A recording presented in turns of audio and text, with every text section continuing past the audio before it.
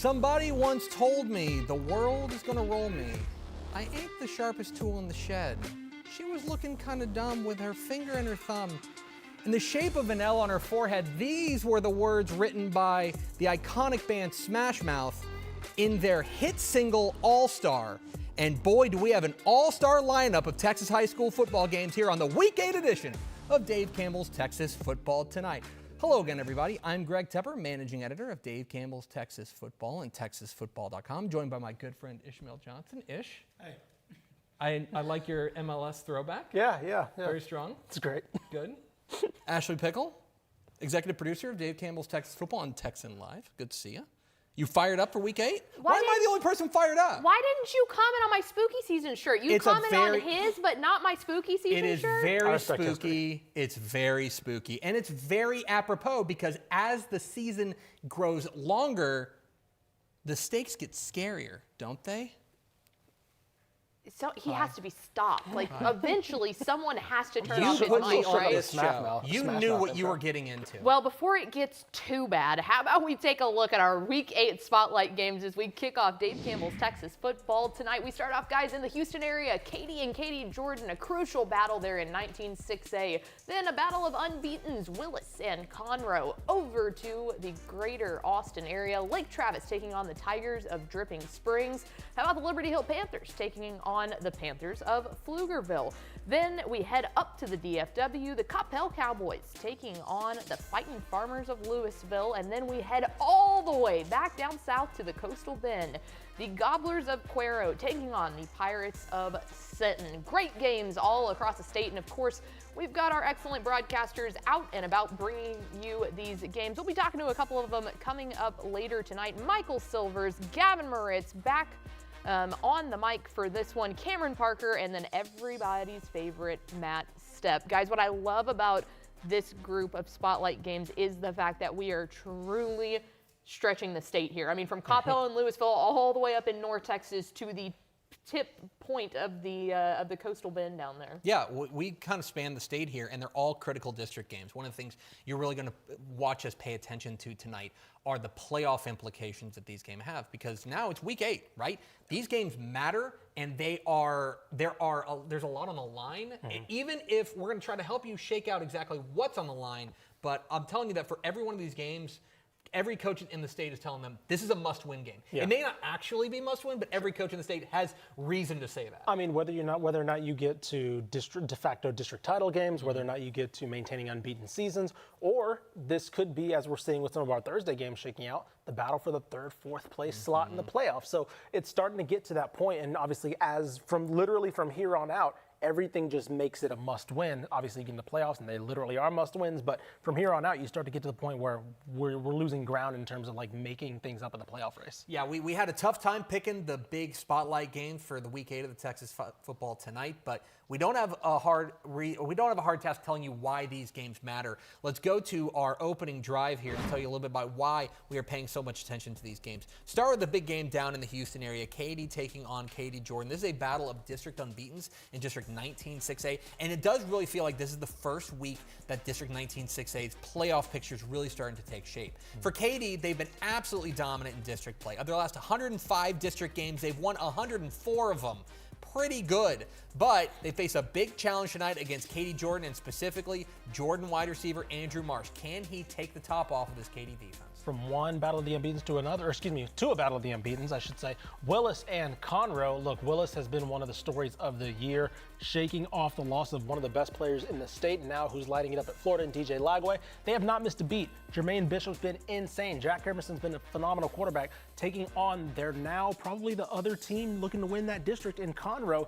Conroe's biggest threat probably is Willis. Obviously, Woodlands waits next week, but this is going to be by far Tigers' biggest test in this district matchup. How about we head to the Austin area? Lake Travis taking on Dripping Springs, a capital city slugfest there in a 26-6A. So Dripping Springs coming in with one of the most balanced offenses that we've seen across the state of Texas. Quarterback Maddox Marr has looked terrific, but let me tell you, it's Jax Tyndall, the running back, that is the key to that offense. Can Lake Travis get them one-dimensional? On the other side of that for Lake Travis, guys, the big thing to keep an eye on here is that nice little 6A game that rolls around every year, the Battle of the Lakes between Lake Travis and Westlake, is next week. Do not let the Tigers of Dripping Spring catch you sleeping, or they could possibly win this game. Classic trap game. I think it's a classic trap game. Meanwhile, let's stay in the Central Texas area, where a big matchup in District 11 5A Division 2. I think the district title is on the line tonight as the Pflugerville Panthers welcome in the Liberty Hill Panthers. Liberty Hill, of course, runs the slot T. Offense has been absolutely rolling. I have some questions about their defense, and that is where I think Panthers quarterback, Pflugerville that is, Panthers quarterback Cole Taylor, the coach's kid, can really make an impact tonight. Can he take advantage of what has been a little bit of a shaky Liberty Hill defense? Dragging it back up to the DFW area, let's talk about those Cowboys from Campbell. Of course, we don't need to explain much about Edward Griffin, Weston Polk. We'll talk more about those two later. But how about Louisville, a team of sophomores and juniors after a very senior-heavy squad, having them right back in the thick of the district title race. Campbell handled this team, Louisville, probably a more experienced Louisville squad last year. Can the young guns kind of prove that they're maybe a little bit ahead of schedule? And finally, we round it all out in the Coastal Bend as the Gobblers of Cuero look to take on the Pirates of Sinton. So this one, a critical matchup in a very small district in 15 4A Division 2. Guys, Sinton's resume has been truly impressive, beating teams like Gregory Portland, Corpus Christi Miller, Cal Allen, Port Lavaca Calhoun. I mean, they're playing out of classification and still finding a way to take these teams down. Well, here it is. It's big, bad Cuero. And for Cuero, their offense, man, they can run you all over the field. But you want to talk about defense, it's been a little inconsistent. This one could decide the district. And honestly, guys, I think this one could be telling as to maybe who could go up against a team like Wimberley in Region 4 and try to take down the beasts that have really run that region for a long time now. I think you're spot on. One thing that's really interesting about this game, Sinton has run a gauntlet, and this is the first 4A Division 2 team they're actually going to play. They've punched up in every game, and they've come out unscathed. But this is a Cuero team that's hungry to go out there and get a win. You know, for all we talk about Atascocita, we've talked a lot about them as having like the best resume in Texas. Yeah. If Sinton beats Cuero tonight, then like pound for pound, obviously. Yeah, sure. But pound for pound, you can make an argument that Sinton's right there with them. Right there with them, and we should mention they have not played a game within 2 scores, I believe. They've been controlling those games that they've punched up. And you mentioned Cuero has been bloodied a little bit. Of course, remember that debut for Grayson Rigdon with Columbus. Obviously, that team has kept rolling, but like that was them punching up to Cuero. And they've also lost to Corpus Christi Miller, kind of in fashion with the, Jared, Coach Feekoch is probably looking at that like, that's not us, right? Yeah. So they've taken some lumps. Sinton's been dealing lumps, right? Does that continue, or is Cuero kind of back on the horse again, and they can kind of end this run that the Pirates have been on, which, like you mentioned, has been pound for pound probably up there with that Atascocita. Coming off of a bye week, as much of a bye week as you can get with Michael Troutman leading the helm. I was about to say, it's just scouting week. Exactly. Just go watch more football. They've just been living in the weight room. Yeah, just constantly yelling, just in like the best, shouting. Most motivating way possible. Yeah. So we are excited to see all of that. All right, obviously a ton of Friday night action to get to later on in the show. We do want to get you caught up on some Thursday night action that happened last night. So in order to do that, we're going to show you after the break highlights of Katy Cinco Ranch and Katy Tompkins. But let's hear our Thursday night call of the night, and that is coming from that game, our very own Trevor Bullard. After that, we'll bring you back in from the break with the full highlights. In motion here. Scarabino blitzing again. Terheimer rolling. Here he comes. Oh, he's got plenty of room. First down and more. Needs a block and gets a block. He's inside the 10, and he tiptoes his way in for a touchdown. Tompkins strikes first on a... Want to talk Texas high school football with your 2 favorite dorks? Join television's Greg Tepper and Ashley Gizmo Pickle every Monday and Thursday at noon on TexasFootball.com. Texas Football Today, the flagship program of Dave Campbell's Texas Football. It's the same analysis, insight, review, and preview that you've come to know and love. Talking about Texas high school football and college football all across the Lone Star State.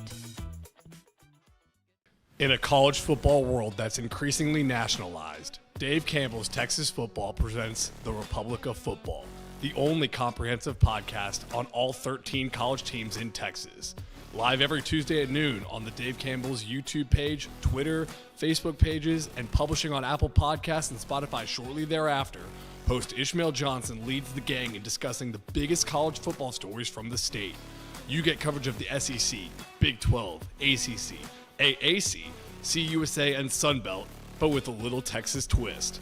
No one has their finger on the pulse like senior college writer MC Mike Craven, staff writer Carter Yates, and everyone's favorite Malpal producer Mallory Hartley. Come spend your lunch break, your car ride, or gym session with the Republic of Football. Live on Tuesdays at noon at TexasFootball.com and published everywhere you get your podcast shortly thereafter. Are you ready to kick off your Wednesdays with a fresh, fun, and fearless take on football? Tune in to Women Talking Football, hosted by the dynamic duo of Dave Campbell's Texan Live, Ashley Pickle, and Mallory Hartley. Every Wednesday at 12 p.m., join us on TexasFootball.com as we deep dive into every corner of the Lone Star State's football scene. From exclusive insights with coaches' wives to on-the-ground reports from across Texas, we've got the inside scoop you won't get anywhere else. Get ready for a game-changing experience where the ladies bring their A game and you might just find yourself saying WTF in the best way possible. Women Talking Football, where sports analysis meets sass and expertise. You can't miss it. Want to go deep on Texas high school football? Check out Tep and Step, the premium high school football podcast from Dave Campbell's Texas Football. Each week, Greg Tepper and Matt Stepp take you inside Texas high school football like nobody else, breaking down the biggest games and the biggest storylines from all across the state. Want to know more about Texas high school football than the guy at your water cooler? Go to TexasFootball.com and become a Dave Campbell's Texas Football subscriber so you can get Tep and Step in your podcast feed. Or tune in every Friday at noon at TexasFootball.com for premium insights from Texas high school football experts Matt Stepp and Greg Tepper.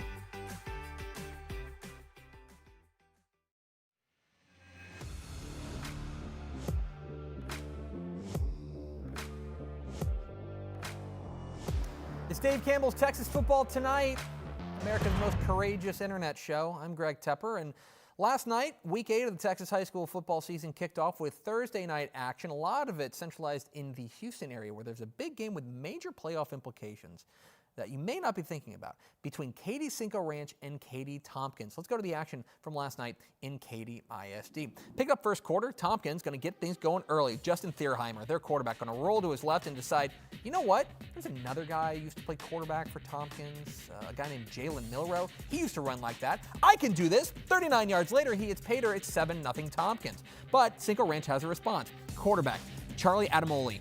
Looking. He's got a man. It's Scott Eckel on the other end of that. Great grab. It's a 40-yard touchdown strike. Missed extra point. Tompkins remains up 7-6. Then, second quarter, Thierheimer.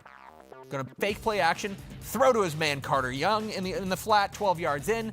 It's Tompkins up 14-6. Then they're going to start pounding it on the ground. This is running back Ethan Meadows. The sophomore gets in for a 13-yard score, makes it 21-6 Tompkins. Then they're pouring it on Meadows again. Up the middle, lowering the shoulder to make it from 6 yards out, makes it 28-6. Then just before the half, Cinco does have a response. This in the form of Braden Gonzalez, going to take the snap, or take the handoff rather, 1 yard later, he's in for the score. It's 28-14 at the break. But after the half, they give it back to Meadows. 19 yards later, his third touchdown of the night, and Tompkins maintains a 36-14 lead. This game is going to be a blowout, right? Cinco Ranch would not go quietly. This is running back Braden Gonzalez gets loose and hits the afterburners. 60-yard scamper for 6, and that closes the gap to 36-22. Then Cinco again, Adamoli, looking, finding Drew Turow in the end zone for the score. It's 36-30. Cinco will not go away. Tompkins, though, has an answer. Thiermeyer, play action, has his big tight end Will Mays wide open for a 13-yard strike. It's 44-30. Back and forth we go. Cinco Ranch, another response. It's Adamoli. Taking the snap, he's going to think about it first. Taking the snap. Thank you. Play action, finds Eckel again on the out, but he's going to make a man miss, get a block down the field, and gets in for his second score of the game, 44 yards out. It's 44-38. Then fourth quarter now. Looking to put this thing away. Meadows again, fourth touchdown of the game. Tompkins has a 50-burger up 50-38. But Cinco, another response. It's Marcus Gadlin under 5 minutes to play in for a 1-yard score. It's 50-45. Tompkins needs a first down to salt it away. It's third down. Who do they turn to? Who else? Meadows! 10 yards for the first down, And that is your ball game. Tompkins holds on in a wild one, 50-45 in a crucial district win for them. Let's hear from the guys who called it, Trevor Bullard and Coach K. Post-game thoughts from Legacy Stadium. He's James Kovaleski. I'm Trevor Bullard. And James, we got a, I'd say, okay ball game tonight. Offensive masterclass, I would say, from both teams. 50-45. Tompkins may have just clinched a playoff spot. Cinco Ranch, some kind of weird things would have to happen for them to make it. When this game was 28-6 Tompkins, I kind of thought, well, this is church. Tompkins is going to roll, but I really got to give credit to Cinco Ranch fighting their way back. Yeah, I mean, that was phenomenal. We were just watching the Cinco kids, leaving the field, and you can just see them embracing and just several of them still on the field, kind of taking a knee. Just they left everything out on the field. So even though they came up short tonight, I do want to recognize the Cinco players and coaches for just a phenomenal effort where they did leave everything on the field for sure. They did, and it kind of felt like, can they get that one stop? They couldn't. I mean, there was that fourth down where Tierheimer, who just balled out in the second half, he did. And he hit Bello, or it was either Bello or Meadows on that 4th down and 10, and that kind of just felt like, they're not going to be able to stop them. Yeah, the Tompkins offense, I'm a huge fan of it. It's so multifaceted. Yeah. They have the ability to, and again, I'll do this. I was doing this during the broadcast, but Tierheimer reminds me a lot of J.J. McCarthy from last year's national champion Michigan Wolverines. It's kind of a similar offense, right? Right. Where it's predicated first on establishing the run of that big offensive line and the great running back. But then you got a guy like Tierheimer, like J.J. McCarthy, that if you put him in a 3rd and long, he'll still convert it on you, like he did on that play you're describing, right? So it's a really, really well-rounded offense, and they're going to give a lot of teams trouble. Yeah, they are. Might be playing Fulshear round 1, so that could be a whole lot of fun. But here tonight, Tompkins defeats Cinco Ranch to pretty much clinch a playoff spot, 50-45. Tompkins, big win over Cinco Ranch. And the reason that it's big, and this is now going to be the kind of nerd segment of the show, when you take a look at District 19-6A, what that means is that for Cinco Ranch, this really hurts their playoff chances. And why is that important? You take a look at the rankings right here. Obviously, Jordan, Katy, and Pato look like they're going to make the playoffs. Tompkins now feels like the favorite to grab that 3rd spot, especially with the head-to-head win over Cinco Ranch. The reason that matters is that Cinco Ranch is smaller than Katy, and that means that Katy, state-ranked Katy, could be going to the Division I bracket. Interesting. That's an interesting point because not only, you mentioned the playoffs, but now, you mentioned how it affects Katy, but also now Cinco Ranch has to hope that Tompkins loses. They kind of get a little bit of a playoff contending eliminator with Maid Creek next week, so maybe that becomes a one-off in terms of who's out of this race completely. But you still have to hope that Tompkins loses the game now if you're Cinco Ranch. Yeah, now you're at the point where you're starting to look at tiebreakers, you're starting to look at district records, and in a big district like this, where we've already got teams that have played 4 or 5 district games, these games now coming down the stretch are going to matter even more. And that's what makes this time of year so much fun, because there might be games that you're going, okay, why should I care about that game? And that's exactly why. But let me tell you, that game in particular, can we talk about how incredible Ethan Meadows looked in that? The kid's only a sophomore, okay, 5'10", 170 pounds. He's not very big. He's got a frame that I think that can continue to add size onto, but his ability to find holes up at the in the trenches is just incredible. And then what I absolutely love about watching him play is when he does find those holes, he's very patient, especially for a 15-year-old kid, but when he gets into the open space, he is going to make you miss. He is so quick, and the explosive but power that he has when he sees that he has finally through all the rubbish, that he's able to burst through it. That has been the most impressive part of watching that sophomore running back do what he does best. Yeah, he's a playmaker for sure, and obviously Tompkins feels really good with that win last night. Now moving forward, we're paying a lot of attention to 19-6A tonight because of Katy and Jordan, kind of a matchup at the top of the table, but that matchup for 4th place is going to be really interesting as well. All right, before we get into our second Thursday night game, we got to crown our Mr. Texas Football Player of the Week, as we usually do. So, I'm ready. You ready for drum roll? I'm geared up. Can we get a drum roll? Call him Mr. Two-time Player of the Week. That is DJ Barnes of Shelbyville. 373 yards passing, 198 yards rushing, 98 yards rushing, 5 total touchdowns. He's already won the award this year, I should say. Shelbyville rallies again to put their man at the top of the state for another week. Congratulations to DJ Barnes of Shelbyville High School, our Mr. Texas Football Player of the Week. We'll be right back with our final Thursday recap after this.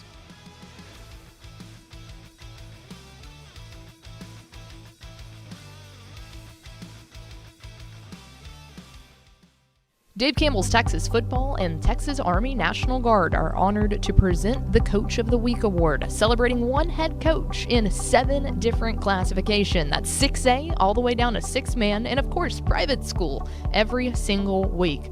Think your head coach deserves some recognition? Nominate them under our weekly Twitter and Facebook post. Those will come out Friday at 10:30 p.m., Saturday 8:30 p.m., and Sunday at 6:30 p.m. That's facebook.com/Dave Campbell's or at DCTF on Twitter. Thank you to Texas Army National Guard for helping spotlight the hard work and dedication of high school head coaches across Texas. Dave Campbell's Texas Football and Ozarka will announce 7 Team of the Week winners for 14 weeks of the Texas high school football season from Class 6A down to 6-man, and including private schools. Head to texasfootball.com, go to the awards tab, and find Ozarka Team of the Week to see this season's winners and vote for your program to be named. Winners are announced every Wednesday on Twitter and Facebook. Dave Campbell's Texas Football and Panini America are teaming up this season to honor the best high school quarterbacks across the state of Texas. 7 quarterbacks, 1 in each classification, 1A through 6A and private schools, will be named Quarterback of the Week and will receive a virtual Panini America trading card to commemorate their performance. Check out which outstanding quarterback was selected each Tuesday morning on the Dave Campbell's Twitter and Facebook pages.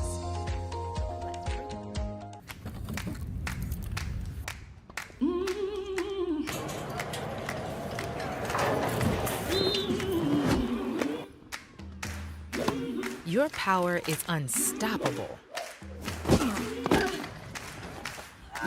And with us cheering you on, there's no limit to where it can take you. Baylor Scott and White Health, the power to live better.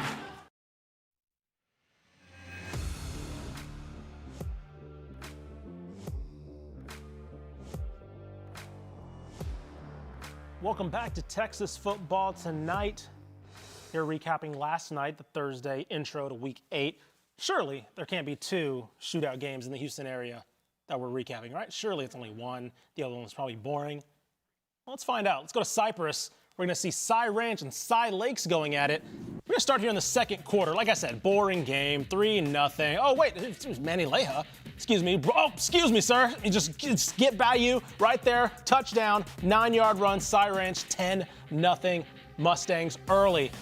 One-sided game, right? Just, Cy Ranch is doing. Look at this, first of all. Oh, my, look at the balance here. This is Peyton Thomas. 14-yard run, all Cy Ranch. 17-0 here in the second quarter. But Cy Lakes, look at this run right here. This is going to be Theodis Fields with a mini Beastquake run, running through the entire Cy Ranch defense with the hoodie flap hanging out the back of the helmet all the way 74 yards. Gets dragged down, but not before he crosses the goal line. Cy Lakes on the board. And here's quarterback Jimmy Alacorn finds C.J. Lewis over the middle.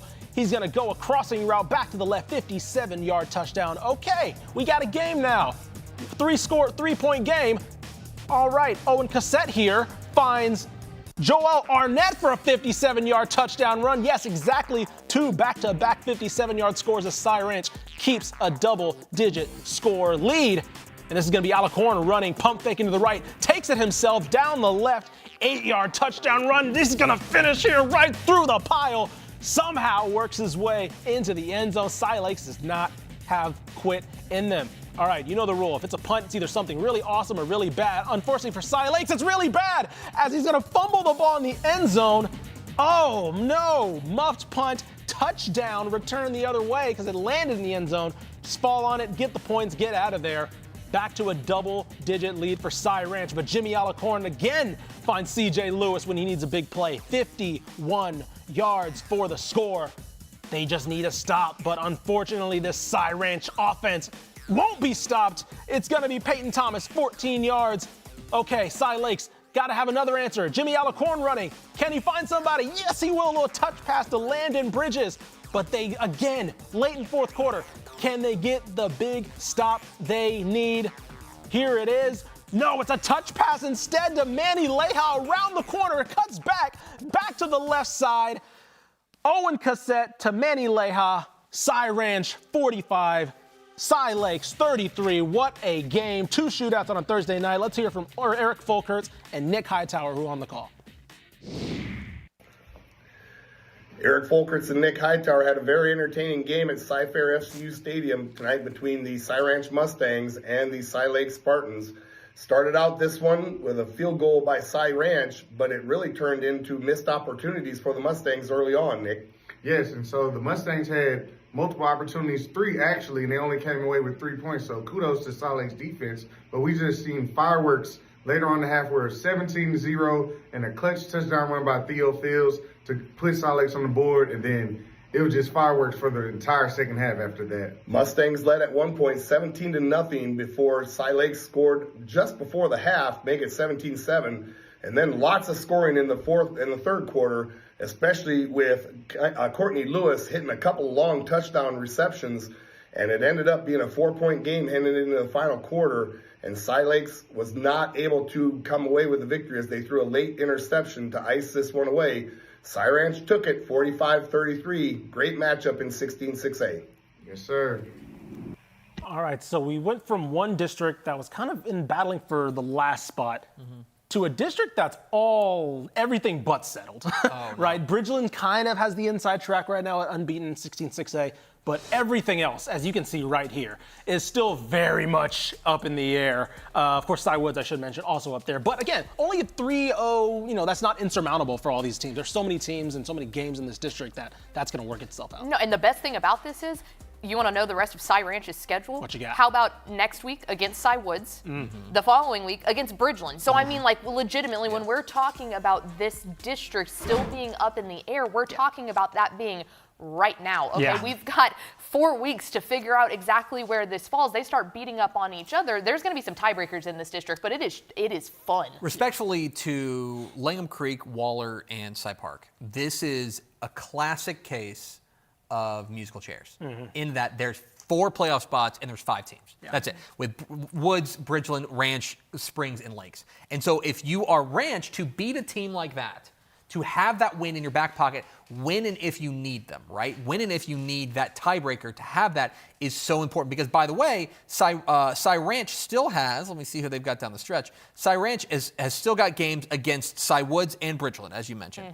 Having that game in your back pocket is so important, knowing that hopefully, if you're, realistically, you'd love to split these next 2 games. You split that, you're feeling really good. So that was a critical win for Ranch, especially with their schedule down the stretch. It reminds me of long distance running, especially like in the Olympics, where it's like the 1600 meter, where it's like, okay, you just gotta, if you pass this person on this corner, right, get the inside track just enough. Okay, that's just enough of a lead to where they have to work a little bit extra hard around the next turn. So it's like Cy Ranch passed them up on that inside turn. And now Cy Lakes, okay, they gotta figure out their corner, right? Okay, they gotta maybe hope somebody loses or, figure things out on their own. But I love these kind of districts, like you mentioned, the 5-team race for 4 spots, and none of it's settled. You have the teams at the inside track, like you mentioned with Woods and Bridgeland, but everybody else, and it's still very much in fluctuation. And that was the game of last night. Tonight, you can watch it on Dave Campbell's Texan Live right now. Cy Woods and Cy Springs going on right now. Another critical, and those are 2 of those 5 teams that are now fighting for playoff positioning. That's a huge game in that district as well, 16-6A. 16-6A guaranteed to be banger after banger for the rest of the season. All right, it is now time, before we get into all the fun that this Friday has to offer, and I'm telling you, there is a ton of it, and really good games going on right now. We'll get to that after the break, but before we get there, it is time for our Texas State Technical College Technical Play of the Week. This one coming from an incredible mascot battle, okay? Last week in Week 7, Mejia the Black Cats taking on the Goats of Groesbeck. Spectacular. It's hard to get better than that. Really, really it is. I'll tell you what did get better than that, though, and it was Mejia's Jaquise Cooper's incredible hurdle into a touchdown. Watch that, and then we'll be right back with some crazy Friday night games.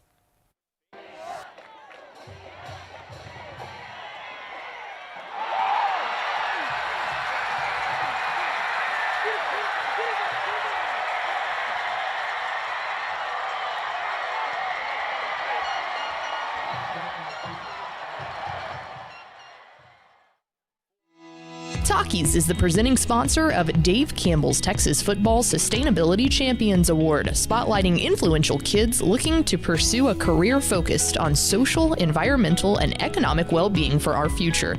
Be sure to check out this week's Spotlight Game of the Week, where we'll be spotlighting 2 Sustainability Champions Award winners. Thank you to Takis for your support of the Dave Campbell's Texas Football Sustainability Champions Award. For more information, visit texasfootball.com. Dave Campbell's Texas Football is proud to partner with Sport Tyler to award the Earl Campbell Tyler Rose National Player of the Week, which recognizes the top offensive player in Division I college football, who also exhibits the enduring characteristics that define Earl Campbell: integrity, performance, teamwork, sportsmanship, drive, community, and tenacity. It all leads up to the Earl Campbell Tyler Rose Award, announced in January. Congratulations to this week's winner of the Earl Campbell Tyler Rose National Player of the Week. For more information, visit earlcampbellaward.com. Dave Campbell's Texas Football and Higginbotham have teamed up to find the most driven team in Texas. This fall, 10 finalists will be highlighted throughout the season, with 1 student athlete from each team receiving the Most Driven Scholar Athlete Award for their leadership in the classroom, along with $1,000 in tuition assistance.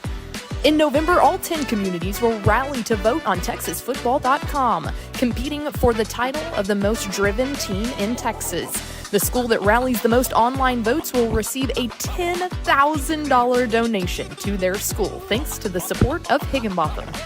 To learn more, visit TexasFootball.com/mostdriventeam. Hey DFW residents, get your grocery essentials in minutes, not hours or days, with Wing Drone Delivery. Forget about last-minute trips to the store when you need things like cereal for breakfast before school, medicine for a cold, or snacks for a movie night. Wing's drones get you quick, no-contact delivery in as fast as 15 minutes. Say goodbye to last-minute grocery runs and say hello to more of your valuable time. Sign up today. The heart and soul of our community is our students. I think that's representative of Sue, just who she is and who she is as a person. And when you have someone like that in your school, it just kind of, feeds everyone else. She is what being a community leader is all about. And her positivity and work ethic just, makes Liberty Hill what it is.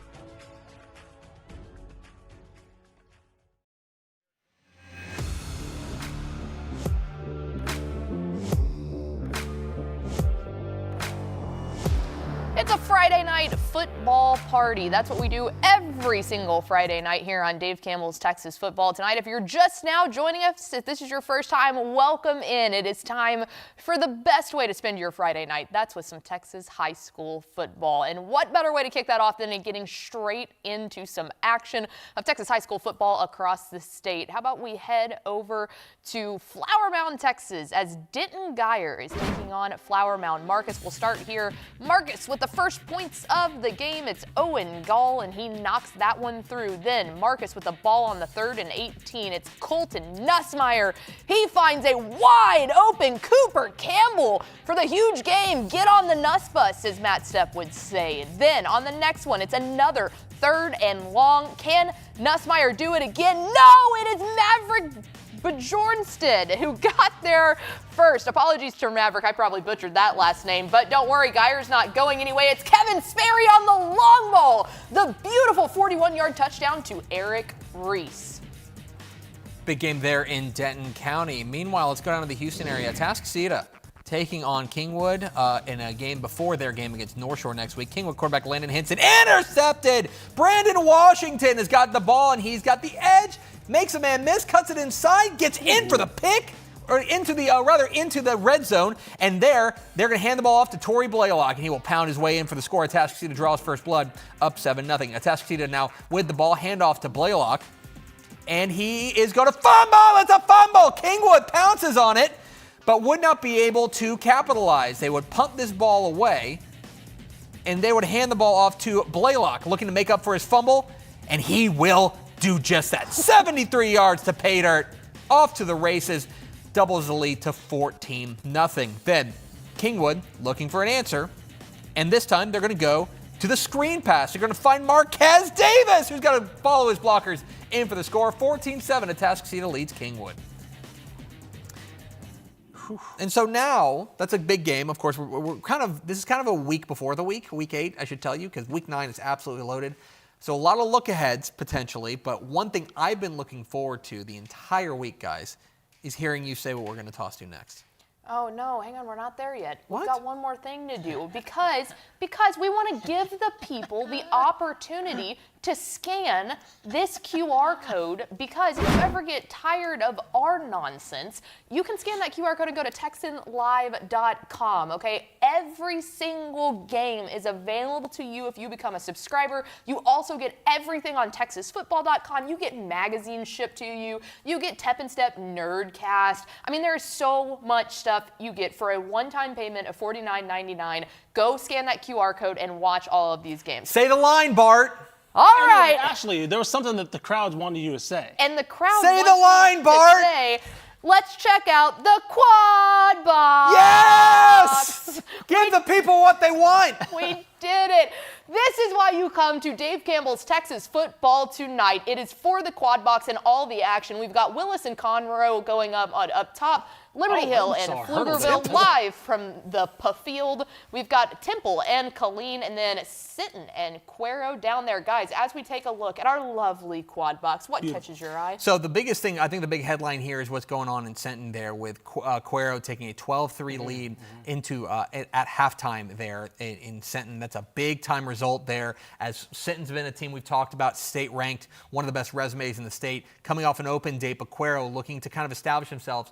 Defensively, that's really impressive to me, to hold that high-powered Sinton attack to just 3 points. That's very impressive. Especially because we mentioned, Cuero, the times that they've had their toughest games, they've kind of gotten punched in the mouth a little bit. Again, Columbus, Corpus Christi Miller. Sinton, of course, has been the opposite. They punched up and then controlled everything. So, yes, it looks like Fecacha squad has come out and just really put their game faces on and said, look, guys, we got to get back on track. They're still in, I'm not saying their season's in jeopardy or anything, but they've had the biggest showcases they've had, they have not looked like the Cuero we're used to. Well, and how about we take a look up there, Liberty Hill and Pflugerville, a surprising 7-7 game. And I really say surprising because it's been both of these offenses that have been on fire so far this season. To be a defensive battle, even in the second quarter, but 7-7 doesn't happen often with the Liberty Hill Panthers. Well, and Liberty Hill just kicking it away, which means they were shut out in the first quarter. I would love to know the last time that happened. A team shutting out Liberty Hill in the first quarter, because the slot T has been so dynamic. But here comes this high-powered Pflugerville attack, which I'm really excited to see what they're able to do against this Liberty Hill defense that has been able to be had this year. Remember, Liberty Hill, I think, is coming off of giving up 50-plus points last week. That's one thing I'm keeping an eye on, is how well this Liberty Hill defense can slow down Chad Taylor and what's been a very good Pflugerville offense so far. Yeah, you mentioned it. Typically, the Liberty Hill teams are always about getting that 1 or 2 stops on defense and then just knowing that nobody can stop their offense, or traditionally has been able to stop that offense. I was looking up some of the numbers, and they've had 5 players who have had over 100-yard rushing games this year, right? And of course, there are 6 players who have at least almost 300 yards rushing total. So, of course, they're led by Bryce McCaw and Kyle May, who have over 700. But it just shows the impressive start to this game that Coach Taylor has had, the fact that they've been, again, held scoreless, presumably, in the first quarter, which is, like you mentioned, unheard of almost. Yeah, three different players with over an average of 100 yards per game for that Liberty Hill squad. They're averaging 9 yards a carry as a team. Yeah, that's insane. Interesting to see what they do there, as we see if Pflugerville is able to make this one happen. Oh! Drops the dime! And right down there into the red zone. Huge things going on there for one side of the Panthers. All right, we take you away from the Austin area and into the Houston area as we check in with Michael Silvers and Dave Falacio as they are on the call for Katie and Katie Jordan. Guys, we had questions coming into this game. A 7-0 Katie Jordan squad. It seemed like this one could be for the district championships. Looks like Coach Gary Joseph didn't walk in there scared. What have you seen from the Tigers in the first half? I'll tell you, Ashley, it's complete and utter domination. Just like Gary Joseph, a defensive mastermind, drew up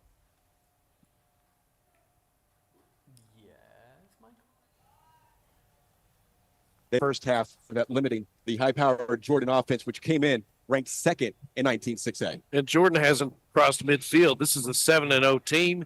Big game in the district, and Jordan is being completely dominated at the line of scrimmage. 11 carries and 7 yards rushing for the Warriors. And you expect a kid like Andrew Marsh, who's headed to Michigan, to have a good output here in the first half. 2 drops. That's to his name so far here in the first half. On the other side, guys, I want to talk a little bit about this Katy squad on the offensive side. 133 yards rushing in the first quarter, or the first half rather, averaging more than 5.5 yards per carry. It seems like, I don't know. It seems like they've been running the same playbook since Gary Joseph since time immemorial, and it seems like it's really working tonight. Absolutely, Greg. And you take a look at some of the things they try to do offensively to kind of get to 2024, they have some pistol concepts, some spread concepts, some shotgun concepts, but at the end of the day, it's always that tried and true running game. And Tremaine Hill, 26-yard touchdown in the first half. He's been spelled a couple of times by Aquelas Jordan. He's been successful. And Jordan, though, has been able to get some stops and limit the rushing attack, but it's that great. All right, there they are. Much in the 6A classification. Too easy. Go ahead, Ashley. Yeah, all right, I think guys. we might have some internet trouble yeah, here. a little bit. They're down there in the lovely Rhodes Stadium. Internet a little unsteady, but Michael and Dave, really appreciate you hopping on with us. Guys, I think that Michael hit the nail on the head there. Andrew Marsh, we knew, was going to be the player coming into this game for Katy Jordan that was going to need to put the cape on and take this team to high levels. And 2 drops in the first half. Gary Joseph knows how to pick out a good player and stop them. Yeah, it goes to show, because not only that this Katy Jordan team has been so young, right? This is I believe, the 3rd year of UIL competition. But the past 2 years, they've had the same story going into the Katy game, right? Unbeaten, a little bit early. This game was a little bit earlier last year, but this year, unbeaten, going against Katy, riding high. They know what they are.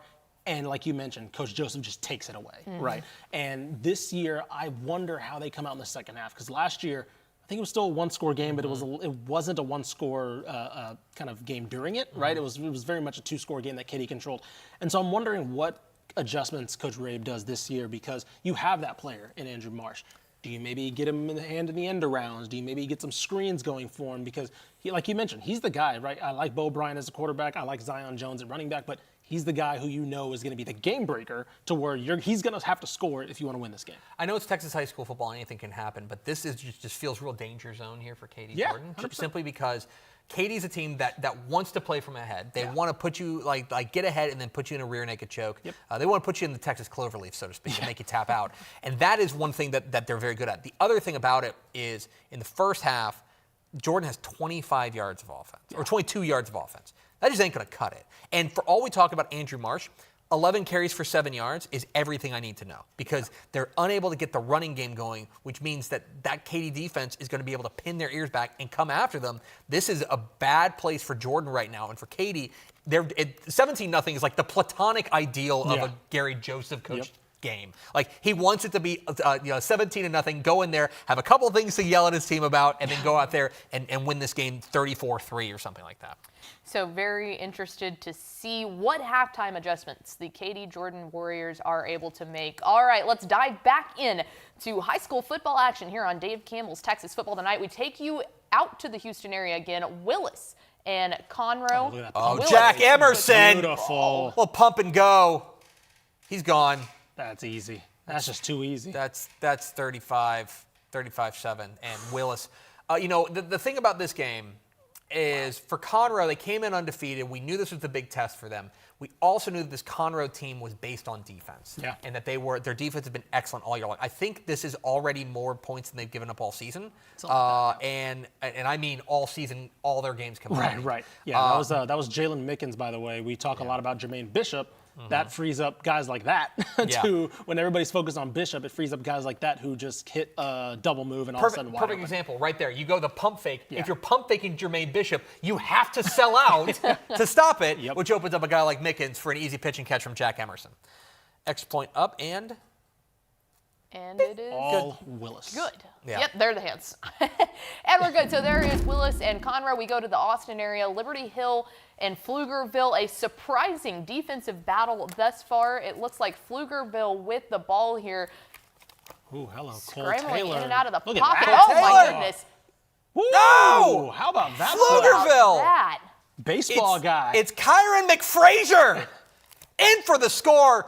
And Pflugerville taking command of this game up 13-7 extra point pending. Great ball at the back foot there. Yeah. Hits McFrazier for the score. Even more impressive, did you see the work that Pflugerville offensive line was doing there? It is not often that you see a Liberty Hill massive defensive line completely get shut down and allow a quarterback that much time to scramble around the pocket. Yeah, and then Cole Taylor having the wherewithal to kind of keep his eyes downfield, right? He's okay. I see the play kind of developing there and keeping it. Again, he's a baseball guy, but that gives him I think that gives a lot of quarterbacks a lot of ability to freewheel sometimes, where it's like in baseball you have to make split decisions really quickly, be decisive, and that kind of showing that kind of patience, I think shows that he's kind of taking that mental edge and translating it to other ways, maybe being a little bit more decisive in maybe how calm he is actually, as opposed to because there was room for him to run. Oh, there was totally room for him to take off there. He's a good athlete. Wait, do we have a Temple big man touchdown? Oh, I think it was a fumble. Let's go. I think it was a fumble into the end zone.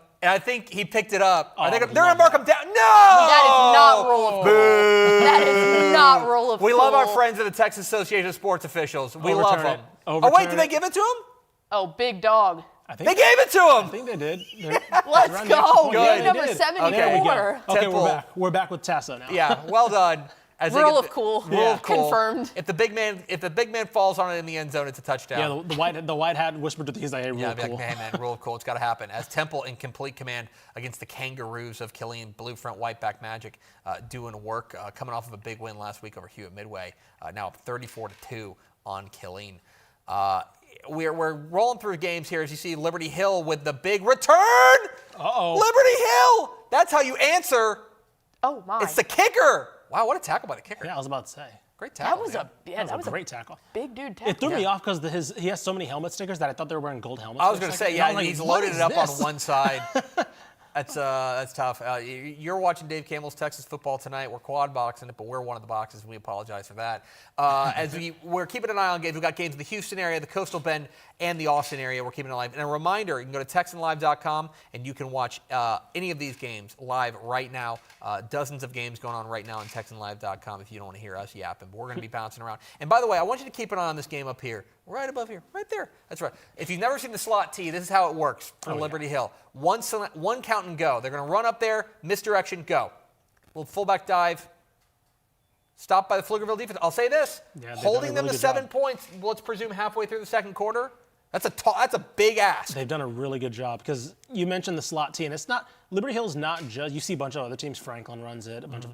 It's the tempo in which they run it that really gets defenses frustrated because, as you can see, they're huddling up, right? So there is a methodical, slow nature to it. But as Tepper said, center goes, boom. One count and go. And then it's just immediately. You have to get set as a defender. So, and as you see right here, it's so hard to make sure you have your man covered. One of the best pieces of advice that I heard from a coach that was going up against a slot T was the fact that they tell them to keep their eyes on the keys and not the ball. A lot of time with a lot of teams, you're keeping your eye more on the ball than you are, especially up front, than you are worrying about where, more so from a linebacker perspective and probably a corner perspective. But they said, you have to keep your eyes on the keys in this one. You have the one man, you're going up against them, and your job is to get them down. Do not let the motion of that throw you off, because that is exactly how they open up gaps and you fail. And you will see plenty. Oh my goodness! As we see there's here, fullback dive look how easy it is right there. Yeah. You blink and they score. Because here's the thing about the slot team, especially the way the Liberty Hill runs it, with the tempo, and also just generally the slot team. Yeah. You can't normally when you read your keys and you teach your guys run defense, you tell them to watch the guards. The guards are going to tell you the truth. Like quarterbacks will lie to you, but offensive line will tell you the truth, right? Yeah. all the reads against the slot T are crap reads. You cannot read off of them because they are running misdirection with the guards. Right. That's what makes it so dangerous. And you see there, that's why, like, you're thinking, oh my gosh, how did they break a fullback dive for a touchdown? It's because you're so worried about every bit of misdirection they've got. Your guards are 7 yards vertical from you. Absolutely. You have no idea. You'll hear us talk about a lot of Liberty Hill's running backs a lot, but I want to give credit to quarterback Judah Fried. Okay, so he's not going to have many stats, right? He's going to have probably finish the year with like 300 yards passing, right? Maybe not even any rushing yards because they don't run the quarterback in this offense. But the quarterback's ability in the slot T is just as important because you basically have to play a magician. You're a traffic cop. You're a traffic cop. It's like, okay, you go here, you go here, you go here, and you're going to fake it 4 times before you give it to somebody, or you're going to fake it, or you're going to give it to somebody and then fake it 4 times. You can't have sweaty hands if you're a quarterback because that ball is getting popped out. So there's a respect to be paid for a guy who's going to put up no numbers as a quarterback, but be as pivotal as the running backs. He's a classic as Temple in the red zone again.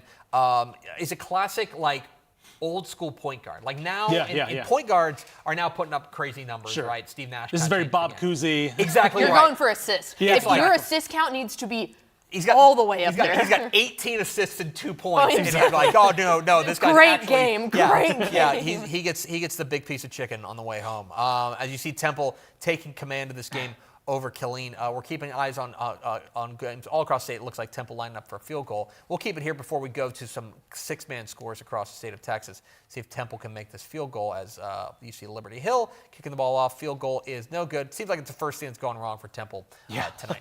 Let's go to some 6-man scores from across the state of Texas. Class 1A Division II. We'll start there. A big game between Whit Harrell and Amherst. Whit Harrell, formerly ranked, looking to get back in the rankings, taking it to Amherst tonight. Balmorhea up on Sierra Blanca. Benjamin and Blanket. Is that a final? Let me see that. That would be a shocking score. Now Blanket just cracked into the rankings. I want to see if second quarter. Quarter. So if it doesn't get to halftime, but if it's 46-0, then suddenly you're talking about the 45-point rule. Bluffdale giving Iredell some trouble tonight. Bluffdale still a relatively young program, but doing stuff. And Klondike up on Loop 38-0. We will keep an eye on that Blanket Benjamin score because that would certainly be big doings there in 1A Division I think actually that might be a mistake on our part. Blanket and Rising Star. Blanket is up 54-0 on Rising Star. I was going to say that would have gotten me. By the way, scan that QR code in the top right to go to texasfootball.com/scores for all the scores across the state of Texas. Let's go to 1A Division I scores from across the state of Texas. Gordon making short work of Ranger, still unbeaten. Buena Vista up on Rankin. Aquila up on Golson. Pretty chalky so far tonight. Westbrook bouncing back against Ira. Happy all over Crest.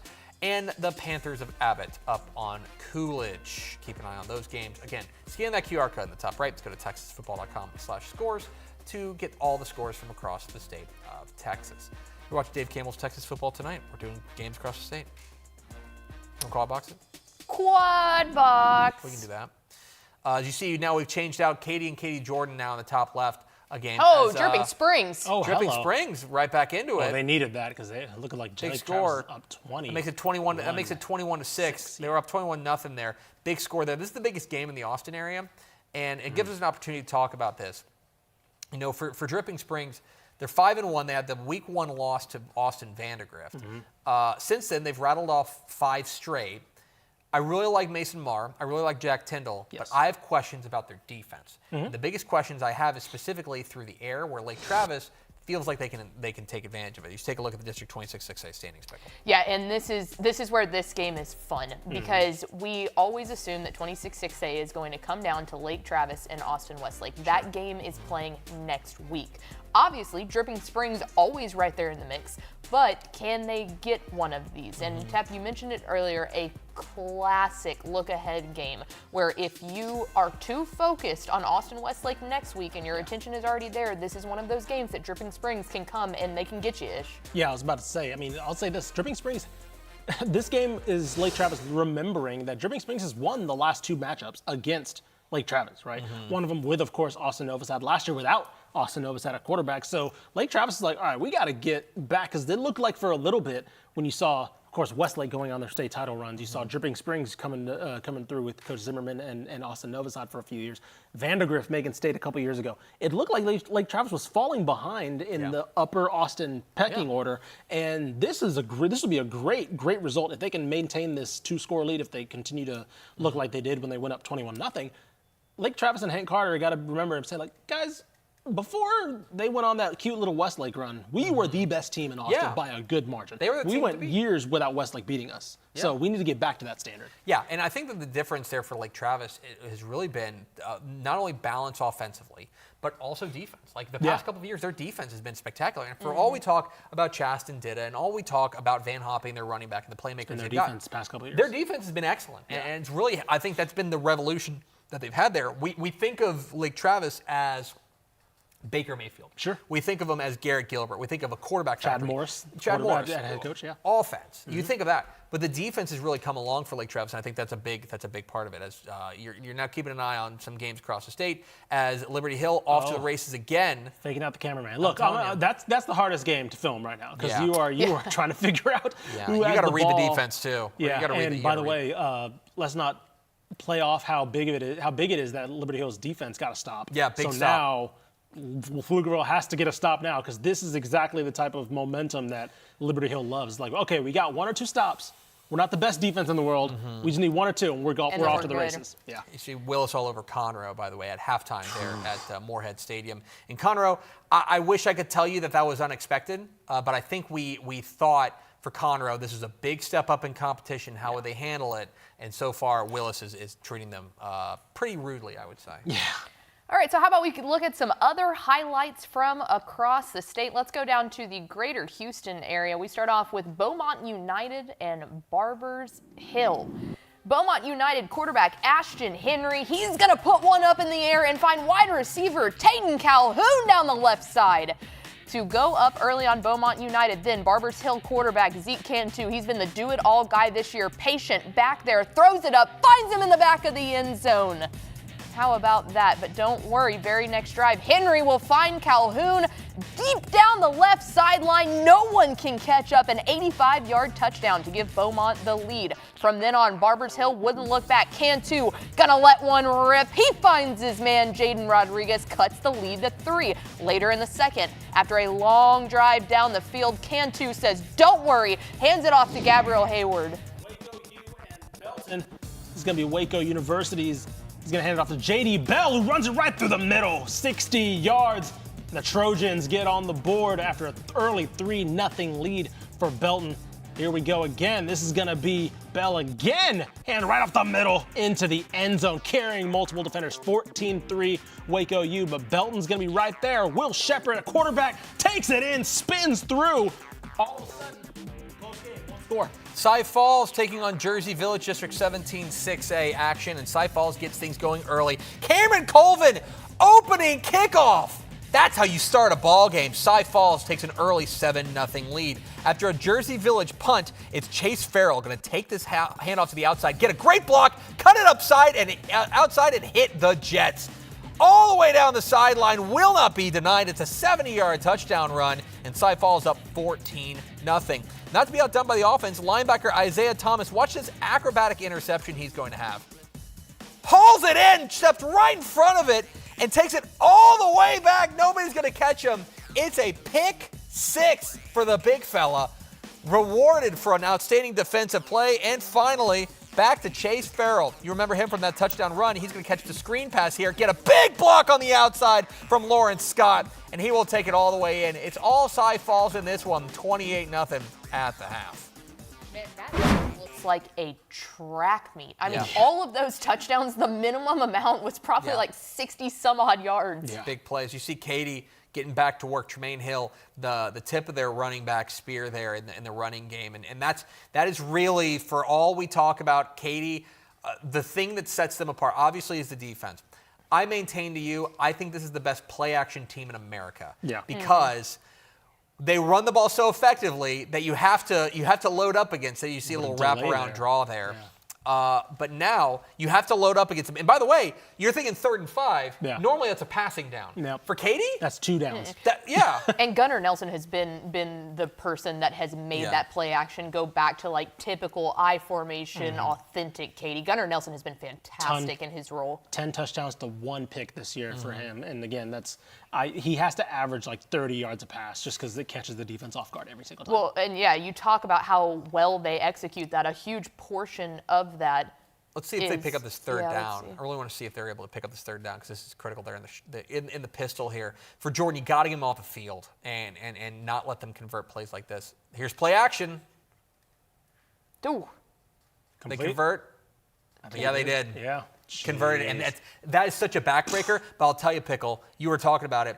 That works because he's got time to throw. He does, and the biggest reason for that is that nasty offensive line. I mean, look at the work that they're putting in there. They got through to him at the end, but I mean, obviously the big boys up front. Byron Nelson, 6'3", 294 pounds. Then you look, and Patrick McMath, almost looking small at just 255 pounds, but a Tech commit, a North Carolina commit. That is how you allot the time it takes to be able to successfully execute that play action. Yeah, they're rock solid up front, and a guy like Byron Nelson. I mean, to have a school in DFW named after you is awfully impressive as well.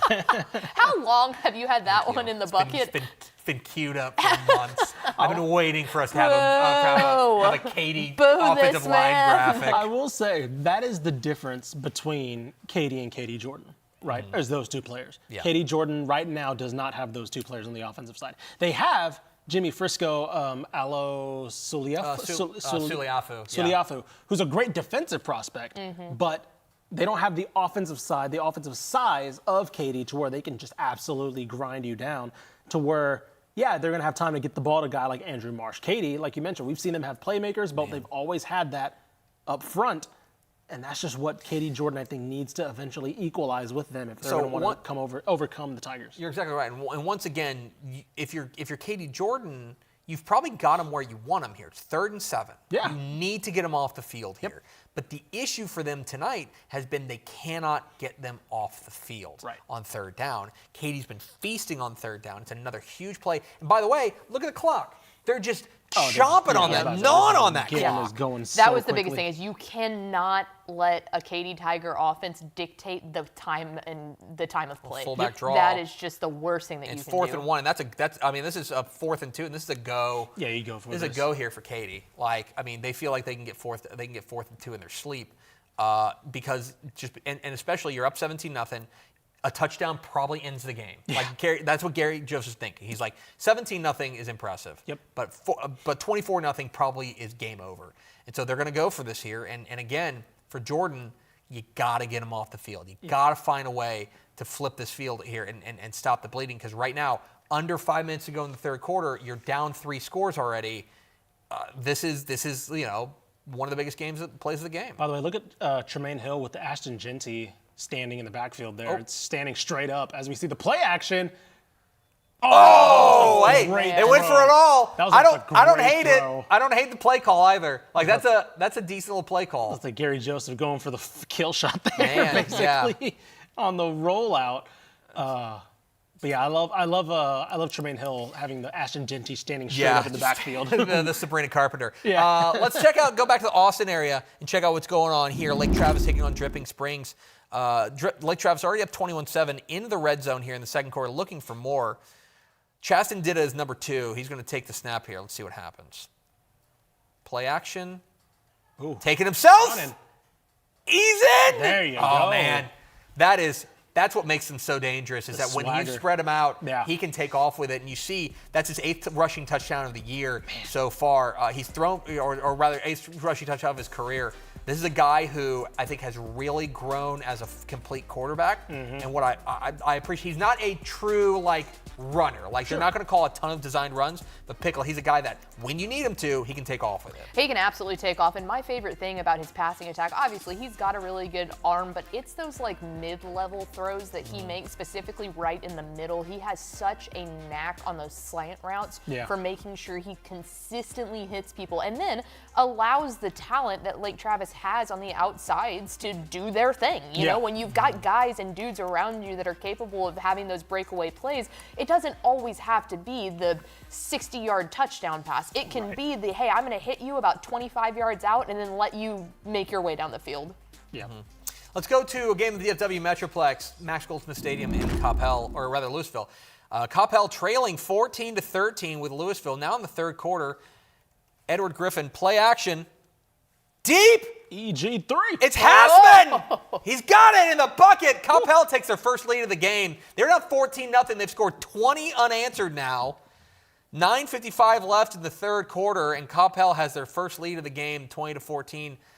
As Hunter Hassman hauls it in, and I'll tell you, it's probably better if you tee this up, Ishmael, because it's going to sound like me being a homer as a Coppell grad. All right, let's talk about one of the best quarterbacks in the state, and let's talk about one of the best defensive players in the state too. But we can talk about EG3. Tepper, go ahead. I will tee you up. Neutral part taker to talk about this team. He's a dog, man. He's a dog. He got that dog in him. Got that dog in him. And you see that play. You can see, I'll say this. Yeah. You can see why Baylor is excited to have him. Oh, 100%. He is a like almost a finished product at quarterback. Like 55 touchdown passes in his career, and I think that he has really blossomed under Antonio Wiley.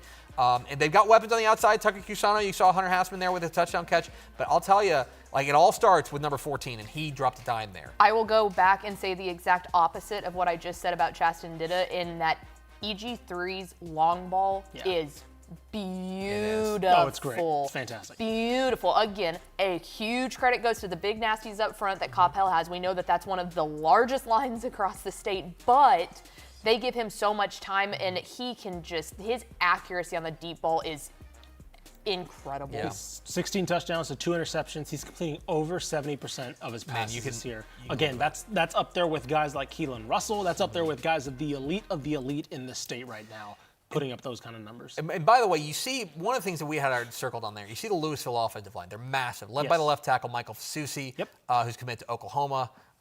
There's a size disparity in the offensive in the trenches, and for Coppell, who is a good but smallish defense, they need to match up with them. And so far, so good. Giving up 14 points early, but have bowed their neck here. The guy that everyone's going to talk about is Weston Polk, the big linebacker for Coppell. Going to bounce between them and Killeen, but I will tell you that for that Coppell team, the defense has got to rely on speed.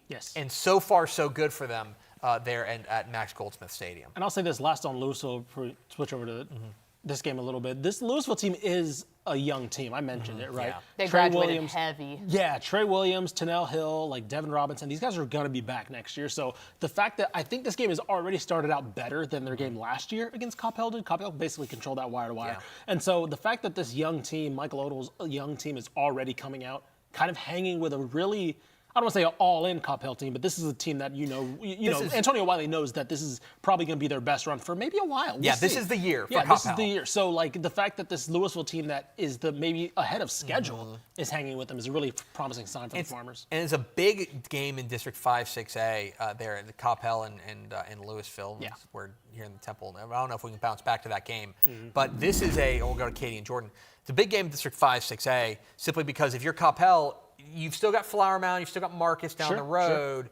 But, like, if you can get this game, you feel really good about a possible district championship. You see Jordan and Katie as a bucket. Big catch there as Katie Jordan looking to claw back in this. They were able to get that stop on fourth down, now driving to see if they can close this gap back to a 2-score game. Yeah, this is a critical moment right here for Jordan. I mean, obviously we're way down into the third. If you could pull that back within 2 scores heading into the fourth, I'm not saying it's over. Katie would like it to be, but this is the time. You have to get something on the board before the fourth quarter. That's fundamentally what it is. Look, I mean, Katie puts you in the sharpshooter. Like they make you tap out, and that's the thing that I think for Jordan. Like you'd say, oh, there's 13 minutes left in the game. Like there's tons of time. That's two Katie drives. Yeah, it's like Katie can swallow 8 minutes, 9 minutes by themselves. So, like, you got to make sure you cash in, especially when you're deep in territory. Double move there. They tried right there. Oh, he dropped it. Couldn't catch it. That was a good throw. A double move. I think it was a pump fake from Bo Bryant there trying to hit. That's Tanner West on the slant. But this KD defense, I mean, they're not going to go quietly. I think they got, when they lost to Atascocita back in non-district, I think it was week 2, I think they felt embarrassed because that KD defense, which is what they hang their hat on, it kind of got its pants pulled down. Here's an interesting thing as we stick with this game. 3rd and 8, do you go for on 4th or do you go for points? I got to be honest. I don't know how many opportunities you're going to get to score touchdowns. Right, that's my thing. Is like I can understand if you just want points, but I'm also like, as we see. Well, I'll tell you that that's a 4-down play call there. Yeah, on I was 3rd about to down. say. I'll say that. They, and so my guess is they keep the offense out here, and Coach Mike Ray kind of rolls the dice here. They got to. That's the kind of thing. If you weren't going for it on 3rd, 4th down, you don't call that play. You probably run some sort of like post across the middle or something like that. So let's see what happens here. There's a big play, and for Katie, I got to be honest, you stop him here, and you're just feeling really good. He got the ball, started the 4th quarter, up 17. So this is a huge play for Jordan, and maybe their last gasp here with an opportunity. Yeah, Bo Bryant here. Got to wonder if they're looking to their main guy. As I see, maybe get a pass interference. But a lot of contact. I was going to be very shocked if they didn't throw a flag on that one. Yeah, I think the umpire was waiting for the back judge, I think, to get that one. The fact that the contact came before the ball was anywhere close to him, it was a dead giveaway that one was going to be. And, man, you want to talk about a critical mistake right there. On 4th and 8, that's one that you can't make that. Yeah. And here's looked like we failed to execute a pen buffer. Let's see. Let's bounce over to the DFW Metroplex. Campbell and Louisville. Campbell gets a stop on Louisville, and let's see if they're able to cash in. It's Edward Griffin looking. Deep ball. There it is. Oh, it's Hunter Aspen again! Did I not just say it? Amazing. Gorgeous. This kid with the deep ball is incredible. Look at that. That's big doings there. Harry Hassman, I should be clear. Harry Hassman there with another touchdown, as in the bucket from Edward Griffin. EG3. Yeah. They're cooking. Campbell looking to move, stay undefeated on the year, and more importantly, put themselves into position to win a district championship. That's got to be one of the best deep balls in the state. That's a it has to pretty be. ball, I mean, man. I'd love to talk with Greg Powers about that, honestly. Yeah, it's going to be hard to find someone that has a better deep ball than that. Fantastic. Okay, I think they can cap that one off. Kick the extra point here. You got to give the kickers more love. Extra point up and good. No one loves kickers. Belton having a tough year, but Waco University coming off that loss to Brian Rudder. Belton looking to make waves here. A little motion, a little pistol. Hand off to the right side. Cuts it up the middle. Hello. Oh, that's a great cut. And Belton takes the lead over University. This would be an upset. Plain and simple. If Belton were to hang on and get this win, this is a Belton team that comes in this game he said to himself, at 0-6. Yeah. Okay? Waco University, I think this is an opportunity that if you're Waco U, you may be letting one loss beat you twice. Yep. Because they lost a real heartbreaker to Brian Rudder last week. And Brian Rudder, great ball club. We talked to their head coach on Texas, Eric Izar on Texas Football Today earlier this week. But now, if you're University, you've got to refocus and take care of business here. Otherwise, you're gonna drop another important district game in a really bunched up district that you're already behind the 8 ball with your loss to Brian Rudder. All right, guys, as we take they're taking a commercial break. How about we take a different type of break, and that would be talking to some of our broadcasters across the state. Well, he might not be broadcasting this game, but he is the man that we love to see. It's Matt Stepp out there at Frisco Panther Creek taking on Lake Dallas in a critical District 7 4A Division I game. Stepp, it looks like it is all Panther Creek so far in this one. What are you seeing from them? A lot of offense for the Panther Creek Panthers to open up the game. First quarter, a little bit of a defensive battle, but the second quarter, the Panthers got exploded for 21 second quarter points. 4 touchdown passes from quarterback Graylin Fry, 2 of them going to star receiver Jalen Lott.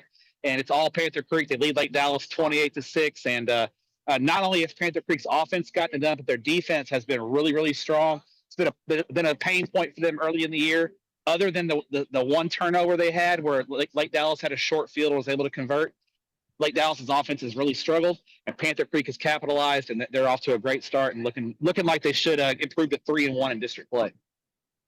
I want to ask you a little bit about this this Panther Creek defense. You mentioned it's kind of been a maligned throughout the course of the year. This Panther Creek defensive performance tonight, how much of it is great performance from Panther Creek and how much of it is Lake Dallas struggling offensively? Like anything, I think it's a little bit of both. Lake Dallas is trying to figure out an identity on offense. They came out running a little bit of flex bone. Then they've gone back to the spreads. They haven't really had much consistency. They did have one nice drive right before halftime, but that was ended by an interception.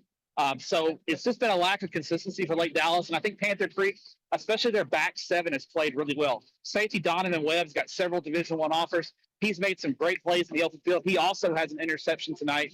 And I think it's the back seven that's gotten the job done for Panther Creek's defense in this ballgame. Stepp, he's the co-host of the podcast produced by a Lake Dallas graduate, Vina Moreno, Tepper and Stepp. You can watch that on TexasFootball.com. Stepp, thanks for your courage. Bye. Bye, Stepp. Bye. There he goes. Bye, Matt. He's back from Canada. Do you know he was in Canada? Yeah, he was in Canada. Honestly, he's Canadian right down the Thanksgiving. road. Like, he should just come here. I mean, That is true. We're, hop in. He could not. What if it was me, you, and Stepp? Oh, yeah, that'd be great. Stepp doesn't have a spooky season shirt, so that's not allowed. We can get him. Okay, I want to know who made the rule that there had to be like a spooky season shirt. Me. Like at all times? Yeah, at some time. Today. What's harder to do? Turn her into Stepp or give Stepp a spooky season shirt? Ooh, great question. Sound off online. Sound off in the comments as which one would What be if tougher. we check out 2A Division II scores instead of let me get roasted all night, okay? Stepp's gonna give us Here two we scores. go. Collinsville up on Lindsay. Albany having their absolute way with the Blizzards of winter. Shiner and Falls City in an all-out battle right there, 7-3. There are two games I really have my eye on this week in 2A Division II, and they're both in the middle there. With respect to Lovelady and Alto. Alto's having a great bounce-back season, but certainly Lovelady is the better team tonight, and Bremont up there. Ira and Wink is a really fascinating ball game. I'm interested to see. Ira Ann came in undefeated in this one, but this is a Wink ball club that has been really rolling. Kamid Fasciani, their outstanding running back, has really become the bell cow for them. Ira Ann has got to find a way to get things going offensively against this Wink ball club. And then Falls City and Shiner. This is kind of an old school rivalry that's kind of renewed in district play.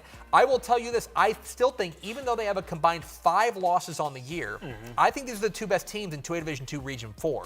So you're talking about, I think this could be the first of 2 meetings. And for Shiner, whose defense has been their calling card, even when they were 0-3, their defense was playing well tonight against the Beavers of Falls City. Scan that QR code, by the way. You can do that. It'll take you to TexasFootball.com/scores as we matriculate on to 2A Division I. Ganado Schulenburg is giving Ganado a little bit of fits there. See if they can close that one in. Heiko and Bang's a close one. And then how about Mildred and Cayuga taking care of it there? Yeah, Mildred's newly ranked team we're really interested in, undefeated to start the season here. Interested in seeing what happens there. Heiko and Bang's the game we're keeping an eye on. Critical district matchup there. Hamilton, again, newly ranked but looking good against Ballinger.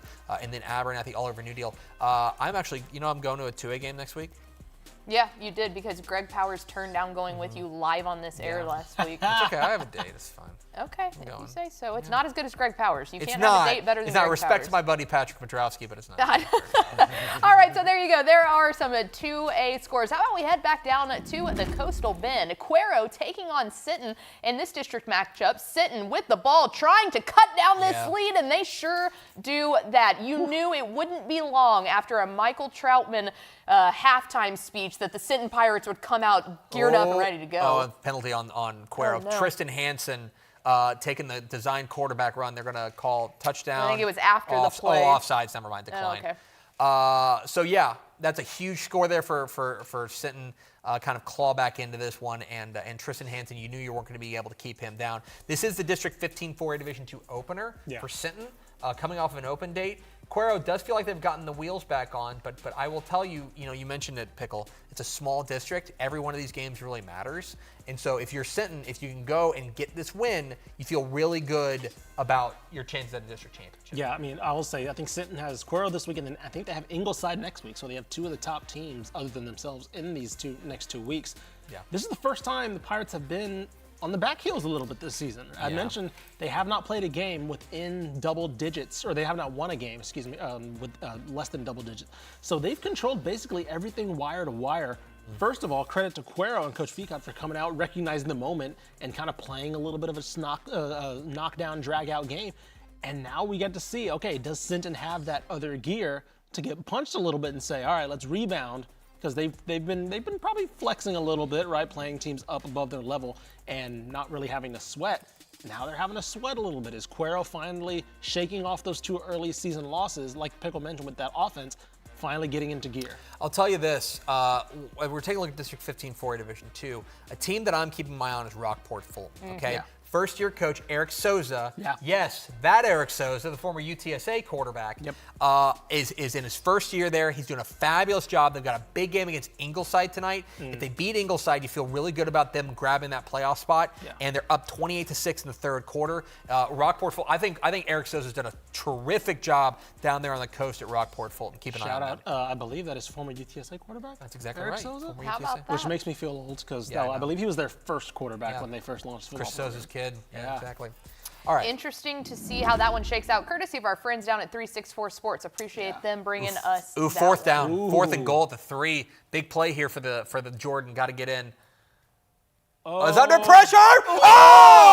Oh! Massive No, a sack lunch. Oh, my goodness. That is what Katie does. Yeah, Katie, man. it is Reed Geralt's just blitzing in and getting the sack. And I gotta tell you, I know there's 11 minutes left. That feels like church. That feels like a gut punch. That's such demoralizing behavior that you don't come back. Because here's the other thing that Katie tends to do now is going about an 18-play, 97-yard touchdown drive over 8 minutes to just choke the life out of you. That's a huge play on defense. Let's bounce back up to DFW. Coppell taking on Louisville. Coppell already rattled off 27 straight. Ooh, here we go. It's going to be, once again, Edward Griffin firing. Oh, what a grab! What a snag. Man, that's what. It's Tucker Cusano, the Rice commit. Oh. And it's 34 straight for Coppell after falling down 14-0. And as they say, even though you're down, cowboy fight never dies. As he had to they get one say. off. Okay.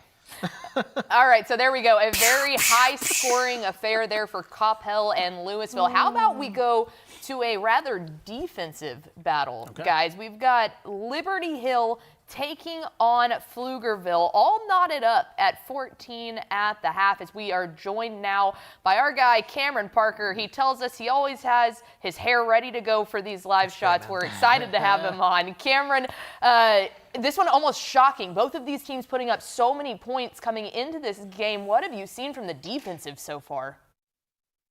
First off, honored to have myself on. I appreciate it. I've always been told I have a face for radio, so I'm just honored to be here with you guys. But as you said, Pickle, I got 2 teams averaging over 50 points per game. Liberty Hill, you're not surprised, right? 3 straight semifinals appearances. You knew what they were going to be this season. For me, I was curious, what is this Pflugerville team under Coach Taylor's 8th season? His son Cole is the quarterback. Feels like he's been here for like 10 years, but it's just because he's been a freshman. He's been a starting quarterback since he was a freshman, right? We've seen him progress from where he was at his first year to now his third year, and we're seeing him slowly kind of take that next step. And this season, done a fantastic job as a starting quarterback. He's got some great weapons with Kyron McFrazier, Javion Martin, Jason Evans, Quentin James, Ryder Miller at running back. But I think we were all kind of surprised to see them at 5-1, 2-1 in district play.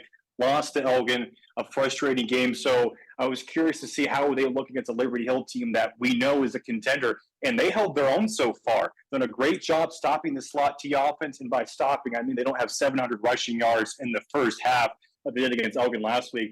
Over 200 yards so far for Liberty Hill on the ground so far in this game. But Pflugerville has matched it. And offensively, they've been great so far. Liberty Hill's defense, susceptible. They gave up 53 points to Elgin already this season, gave up 49 to Cibolo Steel, gave up, 30 to Eastlake, so they struggled. And Pflugerville has really attacked the boundary so far in this game and attacked the Liberty Hill secondary. Some big-time plays. We've had a couple 40-yard receptions. Kyron McFrazier, a 40-yard touchdown, his first touch of the game. You had Jason Evans, a 46-yard pitch and catch from Cole Taylor. So far it's been a good defensive game, I think, from Pflugerville. But the question is, can they stop it in quarters 3 and 4. I want to ask you, you mentioned that Liberty Hill has 200 yards rushing, which sounds like a lot, but by Liberty Hill standards, it's just another day at the office. But normally, when they have 200 yards rushing the first half, they've got more than 14 points. What's been kind of keeping them out of the end zone? Well, third play of the game, they fumbled, right? And Pflugerville able to recover it. Sonny Davis, right time, right place, right time, rather than the next play, a 40-yard touchdown. Second drive, move the ball down the field. Then they had back-to-back negative plays, a couple tackle for losses made by Pflugerville.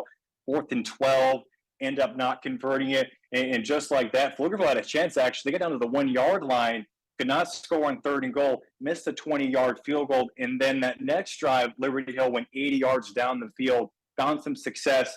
Third drive, able to score a touchdown. In the last drive, there was only about 30 seconds to go in halftime, but they moved the ball about 40 yards before they ran out of time. So I think offensively, they're now finding their success on the ground. Also, a big note, Jack Pitchford, their junior running back. He has not played tonight. Don't think he's going to be able to go. So we've seen a lot of DJ Seaborn, a lot of Dylan Balinga, but Liberty Hill without one of their best running backs. But I think they're starting to find their success in the ground game going into the second half. He's Cameron Parker. He's got a face for TV nowadays. Cameron, appreciate you hopping on with us. Obviously, Jack's being out is definitely going to play a factor in that Liberty Hill scope. Yes. Also, they've got plenty of guys. I'm not worried about Liberty Hill having running backs. There's the point is it's one thing to be able to hold a Liberty Hill team to a very, very good first half. Yeah. Can you keep that going? Because the slot T is exhausting. Ish said it earlier. They huddle up and you see just how fast they're going. For a defensive lineman to be able to get into action that quickly time and time and time again, that is why the slot T is the devil, guys. So can they keep that up? That is my big question. And it looked like, at least from what Cameron was saying, it looked like Liberty Hill got themselves off track with that fumble early. And all of a sudden, they had to play catch-up, and it was like, they usually can set the tempo, keep things going, keep things on track. It looks like they got the fumble early, and then he mentioned them kind of running out of time in the second half, but driving down the field. So it's like, okay, now Coach Walker can get in there and say, okay, reset. Yeah. Everybody mentally reset. I don't know who gets the ball after the half, but regardless, we know how the game can play out, and we can script it from here. You got to do it. Yeah, you got to go out there and not let it wear you down. Right. Speaking of getting worn down, let's go to Louisville again, Max Goldsmith Stadium, where Campbell has rattled off 34 unanswered after falling down 14 points. Let's see if Louisville can have a response. Let's go to the highlight here. You're going to see Louisville with the ball, swinging out to DJ Martin, breaks a tackle. Hello. And he will tiptoe down the sideline. Turn me up, DJ Martin. Dude, that was walking on a string right there. Big time play there, and absolutely critical there for Louisville. After 34 unanswered from Louisville, or from Campbell rather, absolutely had to have a response there, and it's a big one for there. He's taking a look at District 5-6A. Campbell's already got that win over Denton Geyer. That feels like a really big victory for them. If they beat Louisville, which, by the way, could be the other D1 team in 5-6A, then they could feel really good about hosting a first-round playoff game and being the #1 seed at District 5-6A. The fact that we're talking about this district and possibly a really good Flower Mound team or a really good Marcus team could be left out here, right? Flower Mound's one of those teams that I feel like has been under the radar because they have some losses on the year, but by their standards, this is a fantastic start to the year. And the fact that they could still miss out on the playoffs and still look back and say, man, that was a really good team. Well, and I'll tell you, next week, Marcus and Flower Mound, the Battle of the Mound, huge that could straight up be for a playoff spot by the time everything shakes out. That's a huge game. And let's be honest, that's the first time in quite a few years that has been the case. That the Mound Showdown was as hyped up as it's supposed to be. Yeah, Flower Mound off to a 3-0 start. Fumbled a couple, but very interested to see that one. All right, we are resetting here on Dave Campbell's Texas Football tonight. A reminder, if you're just joining us, we are here until 10 o'clock, bringing you some of the best highlights across the state. If at any point in time you want to go to TexanLive.com and tune into games themselves, multi-screen it, do whatever you would like on your fun Football Friday. But we appreciate you being here with us. Now, there it is. There's the QR code. Scan that, baby. When you scan that, it'll take you to TexanLive.com/subscribe. Become a subscriber and get all of the goods that has to offer. It's like the Jelly of the Month Club. It's the gift that keeps on giving. Speaking of the gift that keeps on giving, it is time for my favorite segment of this entire show every single Friday night. It's Greg Powers. There's a big asterisk, a big distinction to make there. It is our director of recruiting, Mr. Greg Powers himself, with this week's edition of the Cruton Corner, talking about interior defensive linemen. After this, we'll be right back after the break. Welcome back in again this week for the Cruton Corner. I can't believe it's week 8. But last week we talked about some of the state's top offensive linemen right there in the studio. This week, we're going to talk about some of the top interior defensive linemen. And at number 1 is Belleville's DJ Sanders, a 6'4", 290-pounder who has verbally committed to Texas A&M, choosing the Aggies over offers from Texas and Michigan. Sanders played a key role in leading the Brahmas to a state championship appearance last year, and he's widely regarded as one of the strongest defensive linemen in the 2025 recruiting class. His size and strength make him a perfect fit for SEC football, and his versatility along the defensive front will allow Texas A&M's defensive coordinator Jay Bateman to create mismatches for opponents. Sanders is expected to be a future standout for Mike Echo in College Station. At number 2 is Zion Williams, a 6'5", 330-pounder from Lufkin who's verbally committed to LSU. He picked the Tigers over offers from TCU and Texas A&M. Williams fits the mold of a traditional nose tackle, dominating in the run game with his size and strength. While he's not known primarily as a pass rusher, he does have the burst and athleticism to disrupt plays in the backfield. He's exactly the type of defensive lineman LSU needs to develop in order to counterproduce powerful rushing attacks at Alabama. The Tigers landed a crucial piece for their defense in this East Texas monster. At number 3 is one of my favorite players in the state, and that's Cy-Fair defensive lineman Landon Rink. It's not really fair to call him a defensive tackle specifically because he takes off no matter where you line him up on that defensive front. He's played a lot more at end, but at 6'2", 280 pounds, his athleticism stands out. Over his Texas high school football career, Rinks racked up over 60 tackles for a loss, showcasing his disruptive ability on the line. He's also a weight room warrior, where he holds most of Cy-Fair's weight room records. Cy-Fair is no stranger to producing top talent over the years, and Rink is next in line, using a combination of size, power, and athleticism that just makes him flat out fun to watch. Like DJ Sanders, he'll be spending his future Saturdays in College Station, where he's verbally committed to play for Texas A&M. Keep it right here on Texas Football Tonight, where we bring you some of the best recruiting information every week on the Cruton Corner. Want to talk Texas high school football with your 2 favorite dorks? Join television's Greg Tepper and Ashley Gizmo Pickle every Monday and Thursday at noon on TexasFootball.com. Texas Football Today, the flagship program of Dave Campbell's Texas Football. It's the same analysis, insight, review, and preview that you've come to know and love. Talking about Texas high school football and college football all across the Lone Star State. In a college football world that's increasingly nationalized, Dave Campbell's Texas Football presents The Republic of Football, the only comprehensive podcast on all 13 college teams in Texas. Live every Tuesday at noon on the Dave Campbell's YouTube page, Twitter, Facebook pages, and publishing on Apple Podcasts and Spotify shortly thereafter. Host Ishmael Johnson leads the gang in discussing the biggest college football stories from the state. You get coverage of the SEC, Big 12, ACC, AAC, CUSA, and Sunbelt, but with a little Texas twist.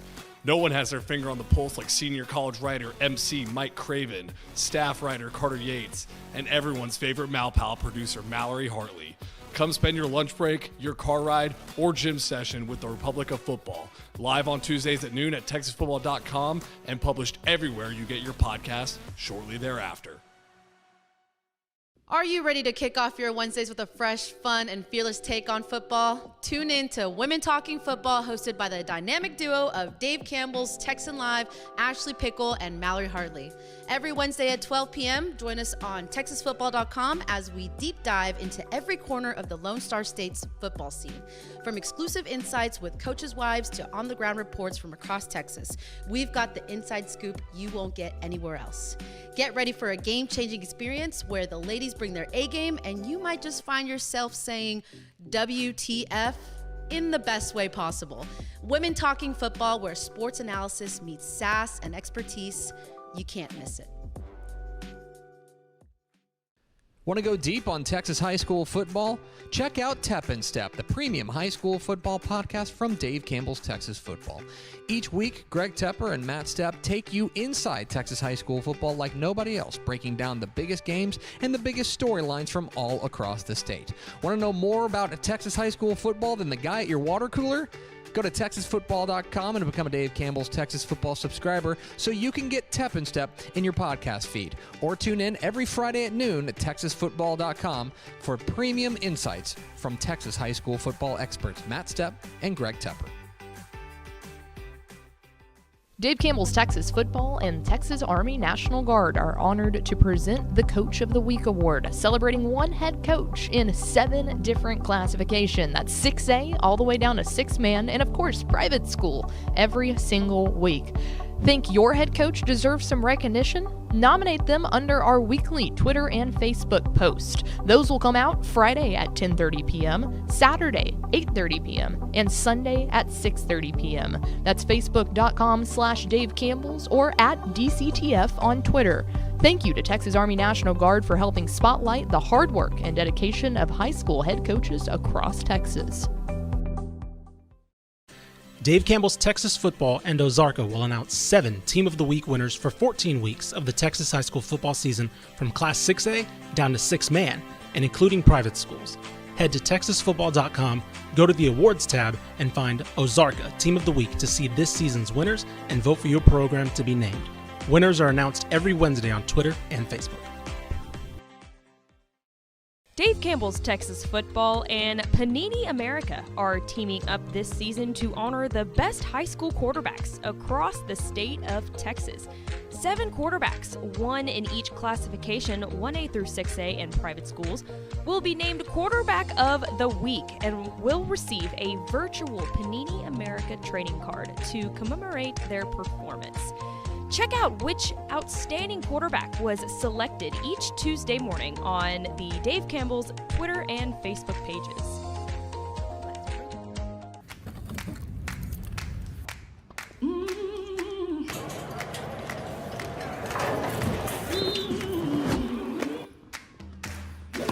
Your power is unstoppable.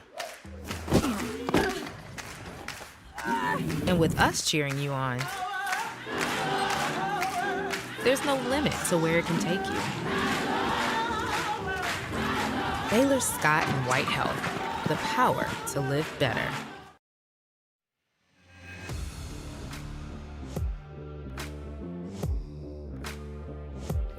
Welcome back into Dave Campbell's Texas Football tonight, and it is the Power Hour.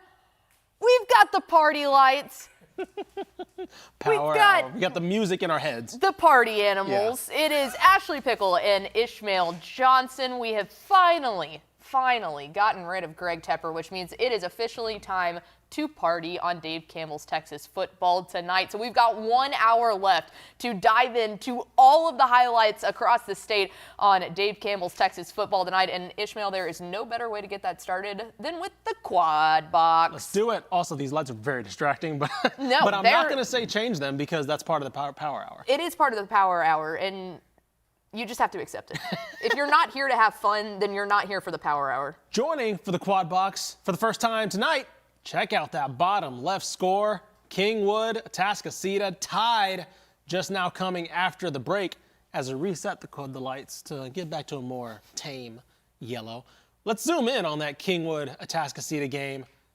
Kingwood getting the ball all of a sudden on the other side of the field after the half. This one, hello. Kingwood hanging around. Well, this one caught our eye as we were hitting break. We were like, wait, what's that little score going on down there? This is, man, we talked about it earlier. You take a look back at when we were talking about the Lake Travis Dripping Springs game, and you're going, okay, do not let this be a trap game. Well, if you take a look at the, let's see here, as I try to find it because I had it. Yes, I know what game you're referring to, yes, but there's a big game next week. Look at this one, Kingwood. Yeah. Okay. You're thinking, okay, we've been doing good. We've played the toughest schedule across the state. We get done with Kingwood, but next week is Galena Park North Shore, our arch rivals, the likely deciding district championship. And this is exactly what happens when you get ahead of yourself and you don't take it 1 week at a time. Coach Maple says, hey, look, you should prepare for us. we're legit, as we're seeing now. After the break, especially, getting the ball after the break and then driving down the field, obviously in near scoring position, all of a sudden, Atascocita, okay, now they have the mental reset, right? They went to the half, Coach Stump's like, hey, wake up, right? It's like, guys, this is, we got to get back to it. Whatever you guys walked into that first half or whatever, you got to be able, as we see, them take a shot to the end zone. Oh, my goodness. Holy cow, they're not here. Oh, they are fired up there now. Oh, my goodness. Okay. I mean, you have to be. You're going up against an Atascocita team that has taken down the likes of Austin Westlake at home. I mean, they're insane schedule that they had with taking down Katy, Austin Westlake, already got the district win against CE King. Yep. Absolutely, well, they've started to romp Summer Creek. Summer Creek almost came back, and then they finished that one. You go on, you beat Humble 53-3. You're doing just fine. This is such a trap game, but the light show going on there now. To Kingwood. Yeah. Oh my goodness, sidelines all pumped. Kingwood 4-2 heading into this one. They were coming off a loss a couple weeks ago to North Shore. They had already lost, of course, to Houston Stratford before that. They're saying, let's go. Let's make some noise. Number 4 team in the state does not scare us as we see Liberty Hill and Pflugerville. Pflugerville with a big stop in the backfield on that good defensive play there from the Panthers. I can't say the Panthers because they're both the Panthers. They're both the Panthers. Well, honestly, if you Panthers. say it, you're never wrong. That's true. The Panthers did do something, in fact. So this is another critical district game. I want to take a look at those standings real quick, see how this is shaping up in the Central Texas region as the Liberty Hill offense huddles up here. I mean, look, this one, as we're seeing the top 2 teams right now shaping, but Bastrop's kind of hanging around there as well.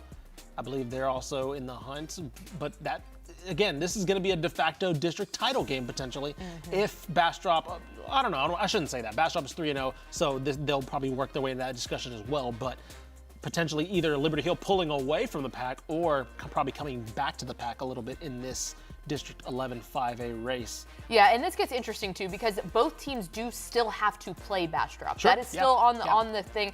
You've got Pflugerville has Bastrop in week 10, and then Liberty Hill rounds out Bastrop in week 11. So if by chance Liberty Hill wins this one, then it's going to be very interesting to see if Pflugerville can beat Bastrop, then Bastrop will defaulto be third. But if Pflugerville was able to pull this one off and then they were able to beat Bastrop, you're looking at Liberty Hill fighting for second place in the last week of the season. Yeah, and I believe Austin Lassa, for those confused there, I believe they pulled out of the district schedule. I think they had numbers issues, so they're playing like a rogue schedule. They're playing some 2A teams, things like that.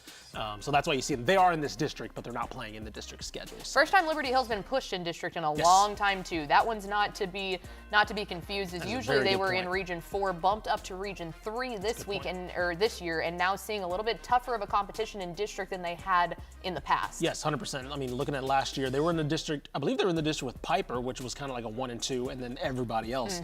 They destroyed Bastrop. They 81-31 last year when they played Bastrop. So it is a little bit better of a Bastrop team, but Pflugerville, how about them coming into this district and really breaking out this year under Coach Taylor?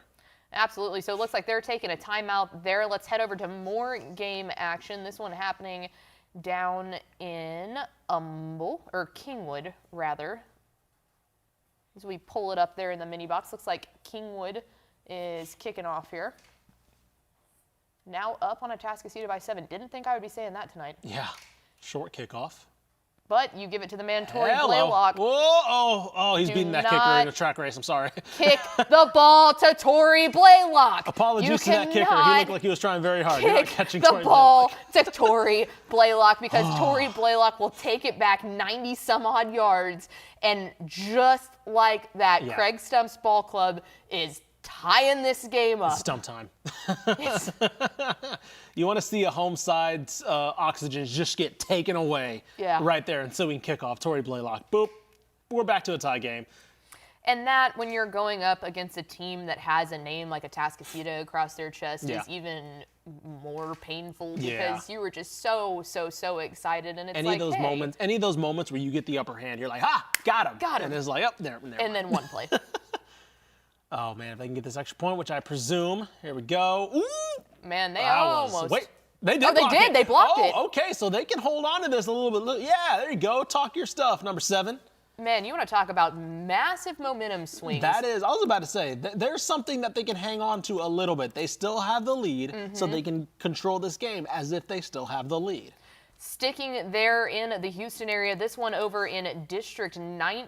6A, and the Katy Tigers able to give Katy Jordan their first loss of the season and pretty much, in my opinion, lock in the district championship. And then also, I believe, as to what Tepper said earlier, this would solidify them likely staying down in the D2 realm. Or, well, no, I guess that did have No, to that do would with be Cinco that would Ranch. be I was about to say, but that'd be a Cinco Ranch thing. So that's still to be decided. But like you mentioned, district title. District title, yes, all more but or less. assuredly. They have Katy Pato coming up next week, but they should be heavy favorites in that game.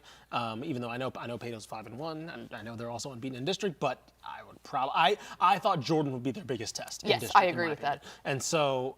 Again, not solidified, but definitely the favorites now to come out of this district. Obviously, next week against Pato will really decide it. They still have Tompkins. They still have Maid Creek. 2 teams that are going to be fighting for a playoff spot, so those aren't going to be walkovers, right? The Tompkins games are the one that I would keep circled. Yes, I think that they can go out and beat Pato next week. Sure. The Tompkins game is one of those, hey, don't lock this in yet. Right. Go out there, give them something. And because see. you mentioned that's where Cinco Ranch. You mentioned we talked about them going potentially down to D1 or D2. That Tompkins game, whatever that result is, will Coppell play airs it into. out. Oh my goodness! Oh, what a throw! Beautiful. EG3. Yeah, he's just on fire. As you see, I don't know if that was a celebration. I didn't see much there. But I don't think so either. It looks like everybody's looking back towards the lines. Don't know if there was something going on. What? Line judge threw it, so he if that was a holding call, man, that's going to be a late holding call there. Yeah. We'll see. It looks like the touchdown's going to stand because nobody's moving yet. We'll wait to see. Oh, I wonder, did they rough the passer? Did EG3 get rocked after he threw that one? Maybe. Yeah, that would be a call for the line judge. So. That's not a and bad it would make prediction. sense why it was so much later after the touchdown was already complete. But point being, I mean, this Louisville team was hanging around for a bit, but Coppell now putting their foot on the gas, showing that they are a force to be reckoned with. This is going to be a very entertaining stretch for Coppell down the latter half of the schedule. Louisville, Denton, Browswell, Flower Mound, Marcus. So those last 2 games especially are going to be very entertaining, but I mean, it looks like they're just a step ahead of everybody in this district right now. They really do. Let's see the extra point here, potentially to go up 20. Yeah, Louisville. I do want to say, I thought this Louisville team put up a better fight than I think they did last year with a more senior team. So credit to them as we see. Sinton powering in. And I don't know if you saw the score right there, 16-12. Sinton now has taken the lead. This one would then further that lead. My goodness. As it looks like they're down at the Michael 1. Troutman halftime speeches. It is hard to get better than that. Yeah, it was just loud. It was just loud. It was very motivational. Okay, Sinton trying to punch this one in to expand this lead right up the middle. Ooh, how about Cuero, though? Big time defensive line stop there by the Gobblers. Yep, they are trying to make you earn this one. Well, the Gobbler had held the ball up, but it didn't look like there was enough concern on faces or arms going up in airs to solidify that one as a fumble. It's like, no. They need that, Cuero needs to put that Gobbler logo on the defensive line. Just that yoked up the swole Gobbler. Yeah, just put him on the defensive line as we see. Pflugerville, look at this. Another stop for the Pflugerville defense. They are just really proving to be incredible tonight. Yeah. As we see a screen pass. Whoa, big man. Oh, big almost man. a great tackle. Rummel. Let's go. Look at this perfect screen, and he's doing a lot of the Dude, work. my goodness. How about that run? Holy cow. I'm Big gonna number do a 85. roster That is check an 'cause we look need at to the give size props. of that tight end. Yeah. I mean, holy cow, that guy's a monster. Javion Martin, Jr. I'm going to give props to him because look at the balance here. Get off me, little kid. And then look at the explosive speed. Yeah. Get off me, little kid, little boy. Move. Excuse me. Okay, we have to send this to Greg Powers because if you haven't heard of this kid, I mean, Yeah. look at his size compared to the rest of the wide receivers. Javion Martin. I need to see. There's no size on the roster, so I'm going to look it up myself. He has some recruiting profiles, so people know about him. Okay, Sitton now trying to push the ball in, and they're going to get that one. Man, 6'3", 250, by the way, is Javion Martin. 6'3", 250. Got confirmation from our producer who does Heart and Hustle that said, oh, trust me, we've been known. Yeah. Oh, my God. That was an insane run. I'm gonna tell you right now, that's going to be a top 10 play heading into next week. Look at this. Man, I'm gonna shout out my mom, Trisha Pickle here. She might be now morphing into the largest Sinton Pirates fan because their celebration is bubbles. Yeah. And I have never met a woman more than Trisha Pickle that loves her some bubbles. Nice. So I can appreciate some bubbles. That's fantastic. Yeah, nobody's mad or upset when you see bubbles. Absolutely none. Cuero's probably mad. Cuero actually hates bubbles. Yeah. Yeah, they're probably like, why are there bubbles around? This sucks. All right, extra point impending there as the momentum has completely shifted towards the homestanding Pirates there. Coach Michael Troutman has his squad ready to prove that they really are for real. That was the big question coming into this one. Okay, so obviously some game action happening there. How about we check in on some score updates across the state as we go to 3A Division II.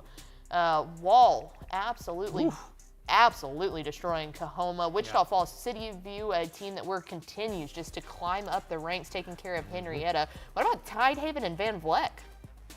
Yeah, Tidehaven and Van Vleck definitely tied right now. Dangerfield and Hooks. Of course, Dangerfield all over in that one.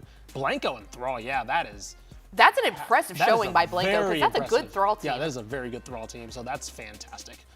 All right, you can scan that QR code and go to texasfootball.com/scores as we move on up to 3A Division I.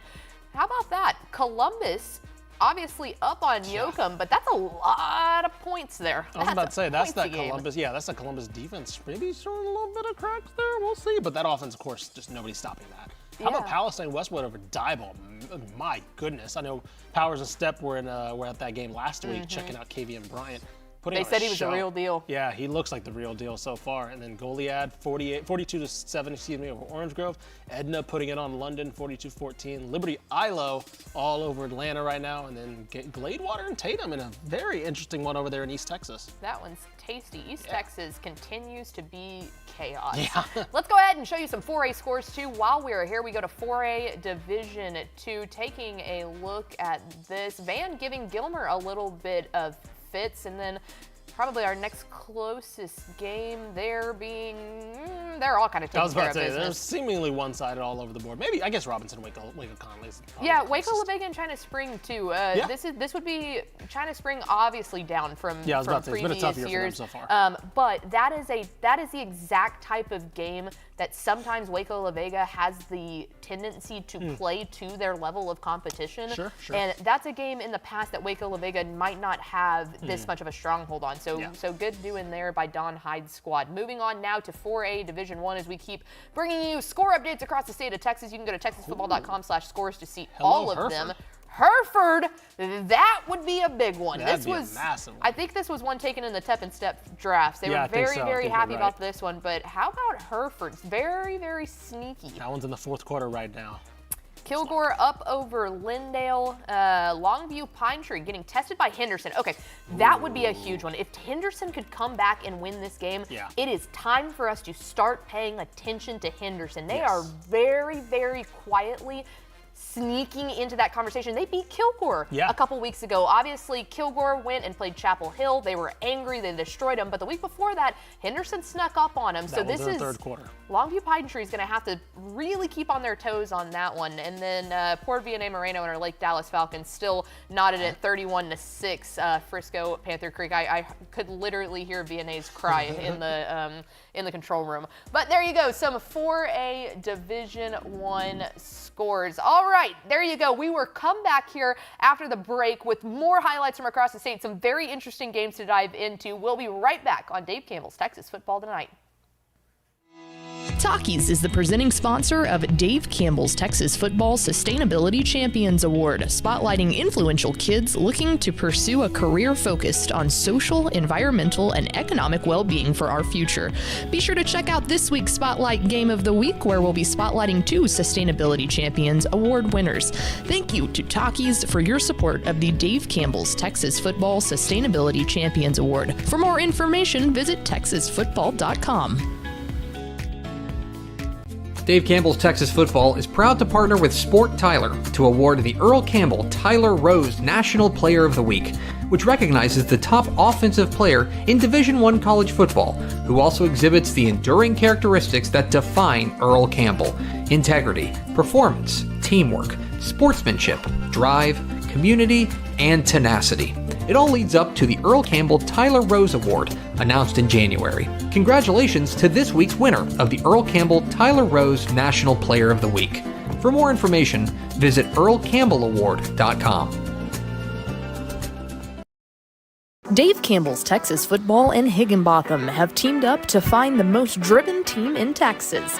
This fall, 10 finalists will be highlighted throughout the season, with one student athlete from each team receiving the Most Driven Scholar Athlete Award for their leadership in the classroom, along with $1,000 in tuition assistance.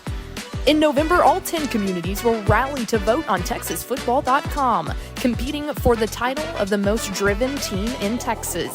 The school that rallies the most online votes will receive a $10,000 donation to their school, thanks to the support of Higginbotham. To learn more, visit TexasFootball.com/mostdriventeam. Hey DFW residents, get your grocery essentials in minutes, not hours or days, with Wing Drone Delivery. Forget about last-minute trips to the store when you need things like cereal for breakfast before school, medicine for a cold, or snacks for a movie night. Wing's drones get you quick, no-contact delivery in as fast as 15 minutes. Say goodbye to last-minute grocery runs and say hello to more of your valuable time. Sign up today. The heart and soul of our community is our students. You know, I think that's representative of Sue, you know, just who she is and who she is as a person. And when you have someone like that in your school, it just kind of, I guess, feeds everyone else. She is what being a community leader is all about. And her positivity and work ethic just, you know, makes Liberty Hill what it is.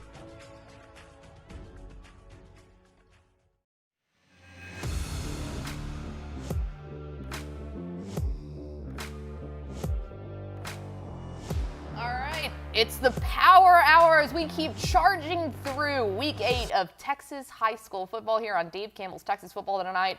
No time to waste. Let's go back out to some highlights across the state. This one, Denton Geyer taking on Flower Mound Marcus. Here's some second half highlights for you. Geyer, quarterback Kevin Sperry, lofts that one up. He finds Peyton Jund for the 8-yard touchdown. Geyer's lead is now up to 15 on the Marauders. Marcus looking to respond. Colton Nussmeyer, oh my goodness, he is absolutely tackled down. It loses the ball and fumble. Geyer recovers to take it over. After the fumble, Kevin Sperry, he said, "No, we're not going to let that happen twice." Drops an absolute dime into Sonoris Gray for the Geyer touchdown. It's 28-6. Marcus, how about this trickeration? He pops it up. Running back Isaiah Kalikepi takes the handoff and throws that touchdown pass. Wow. Jeez, I mean, that's a nice little touch pass. I love the jump pass. Oh, I'm big in on that. That gets my basketball heart happy. All right, we check back in here with the 16th ranked Willis Wildcats and Conroe. Looks like Conroe going to punt the ball. No! Shake off. Willis comes up with it. How about that? Oh. Go get it, big man. Look, that high five at the end. Yeah, I love that. I love that. That is fantastic. Was Big that? number 34. 34. High I was going fives to look up the before number getting real quick, into the 'cause end that deserves zone. some props from us. Definitely, if I can find a Cuero roster and here. Here we Sinton. go. Cuero Kendrick taking Evans. the deep ball. Can he get it? Oh, my Hello. goodness. Ty's going to go to the offense. Yes, sir. By the way, that was Kendrick Evans from Willis on the punt block and return for a touchdown. As we see that pass there in the Cuero game, the Gobblers not quite going away.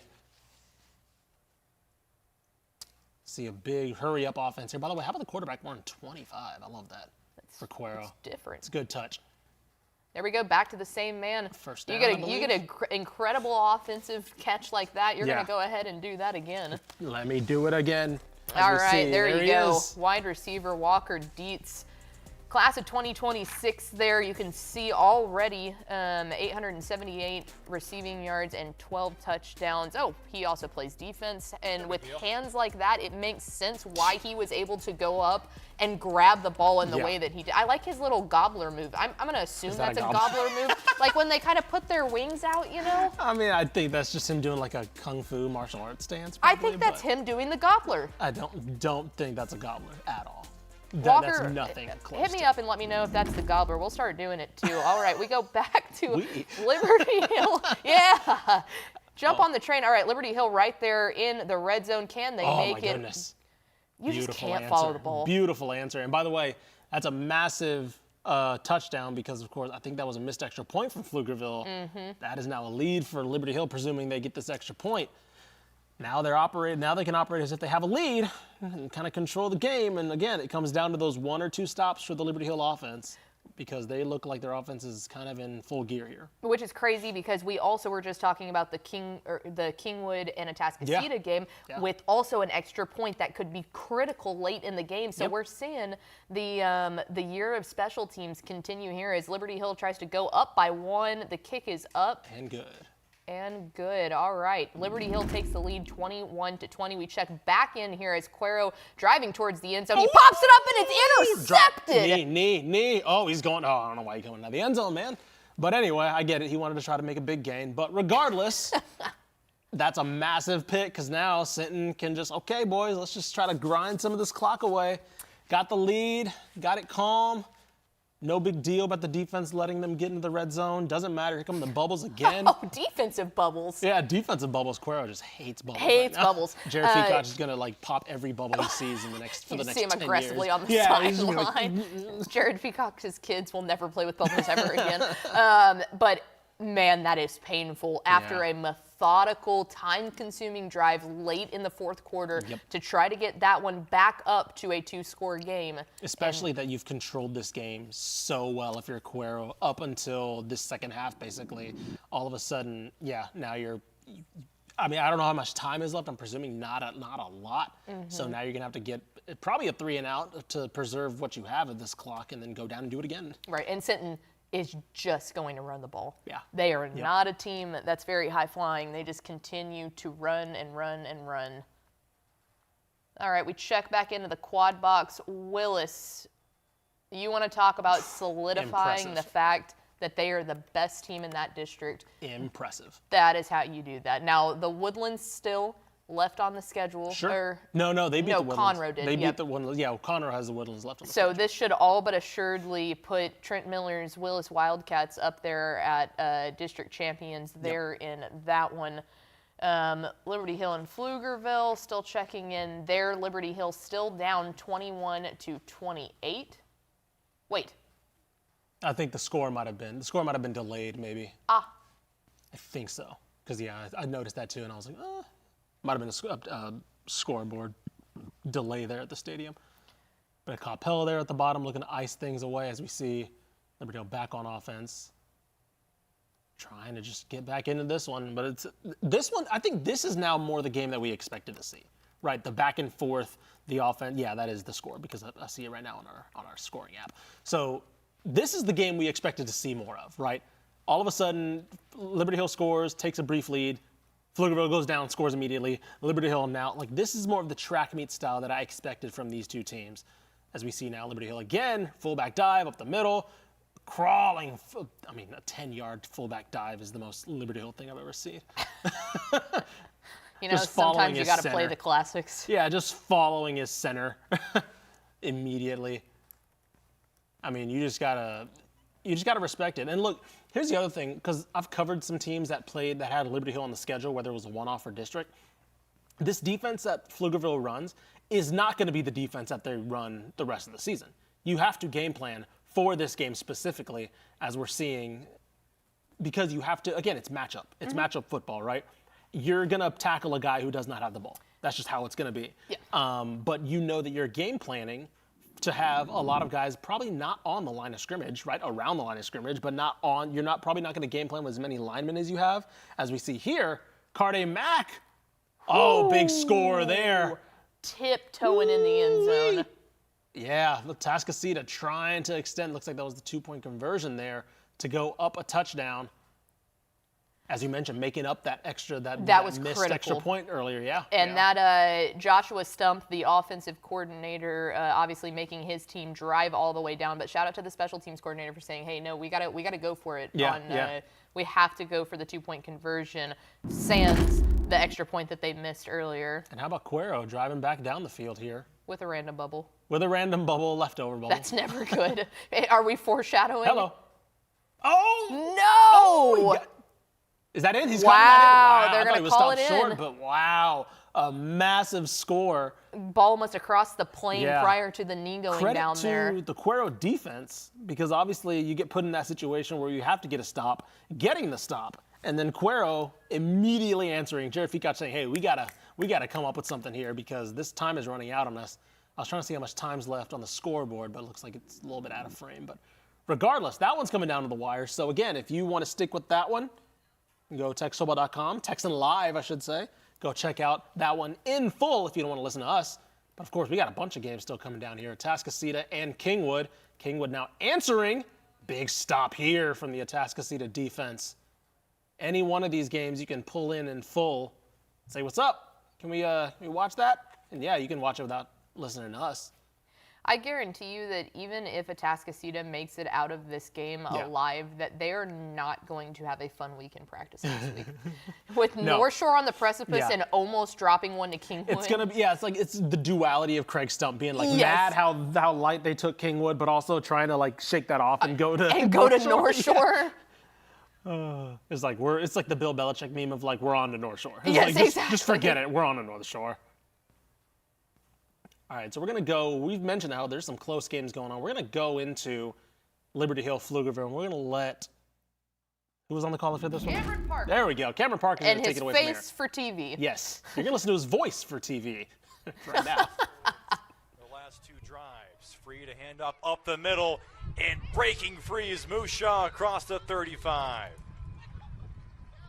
Out to the 33-yard line, a 15-yard scamper, actually 17-yard scamper. Kyle May, excuse me. As Kyle May continues to just churn out big-time runs each and every time he touches the rock. Trying to wear down this Panther defense. This time it was Moose Shaw on the carry, driven backwards. Elijah Tyson comes running in, rather Keyshawn Ware, excuse me, 2 yards for Moose Shaw. 2nd and 8. Minute played in this fourth quarter. Liberty Hill just one loss this season came against Cibolo Steel. As Kyle May on the toss, takes it to the 27-yard line, 4-yard pickup. Liberty Hill's not lost in district play this season as they make the move to Region 3, Division 2 of the Class 5A. Davida Connolly, 56-10 to open up district play, beating Navarro 63-0, and then Elgin last week 73-53. Now facing Pflugerville here in Week 8. Belinga on 3rd down. Had him dead to rights for a loss in the backfield. Looked like Davion Haywood had the first crack at him, but Belinga able to get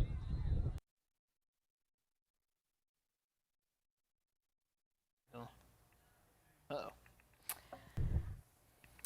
All right, so there we go. The feed coming there from the Puff Field down in Pflugerville. I was going to do that. Well, I beat you to it. Anyway, Get good. All right, whatever. Anyway. Do you want to go to your highlights, or do you want to just sit here and pout? I'll do both. I'll do my highlights pouting. Anyway, Beaumont United and Barbers Hill have been playing. We have not checked in with that game, so we got some second half highlights. If we can roll to it right now, transition. You're never going to get this. I don't know why he tries it all the time. Anyway. You know what? Just I'm kidding. going to take over. I'm going to go to Colony and Grapevine. Let's head up to the DFW and check out this one in the same district here. The Colony with the ball first. There we go. He takes it. He's going to fake it and then drop it off right to the middle. That's Xavier Green, who breaks the tackle. Up the sideline he goes. Woo, Mr. Green. We see you. He was all over that green grass. All right, then Grapevine. Now with the ball, gonna take it, drop back, pitch out, up the field he goes, in an incredible catch. Nope, JK intercepted by the Colony. The Colony gets the ball back, and that will be Carson Cox.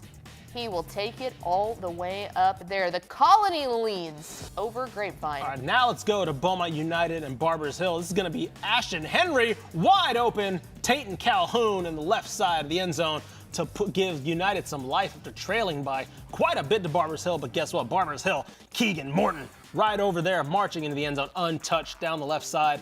And guess what again? This one's Gabriel Howard, Barbers Hill again, stiff arm again, running into the end zone. All Barbers Hill in this one over the Timberwolves as we transition back to Quad Box. What's up, y'all? Quad Box.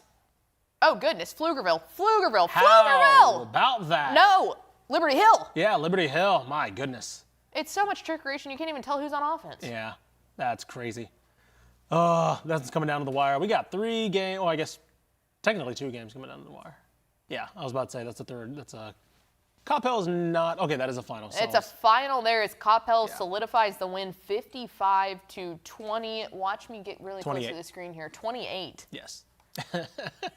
There you go. My eyesight's not the best, but we party on in the power hour. Who needs eyesight for that?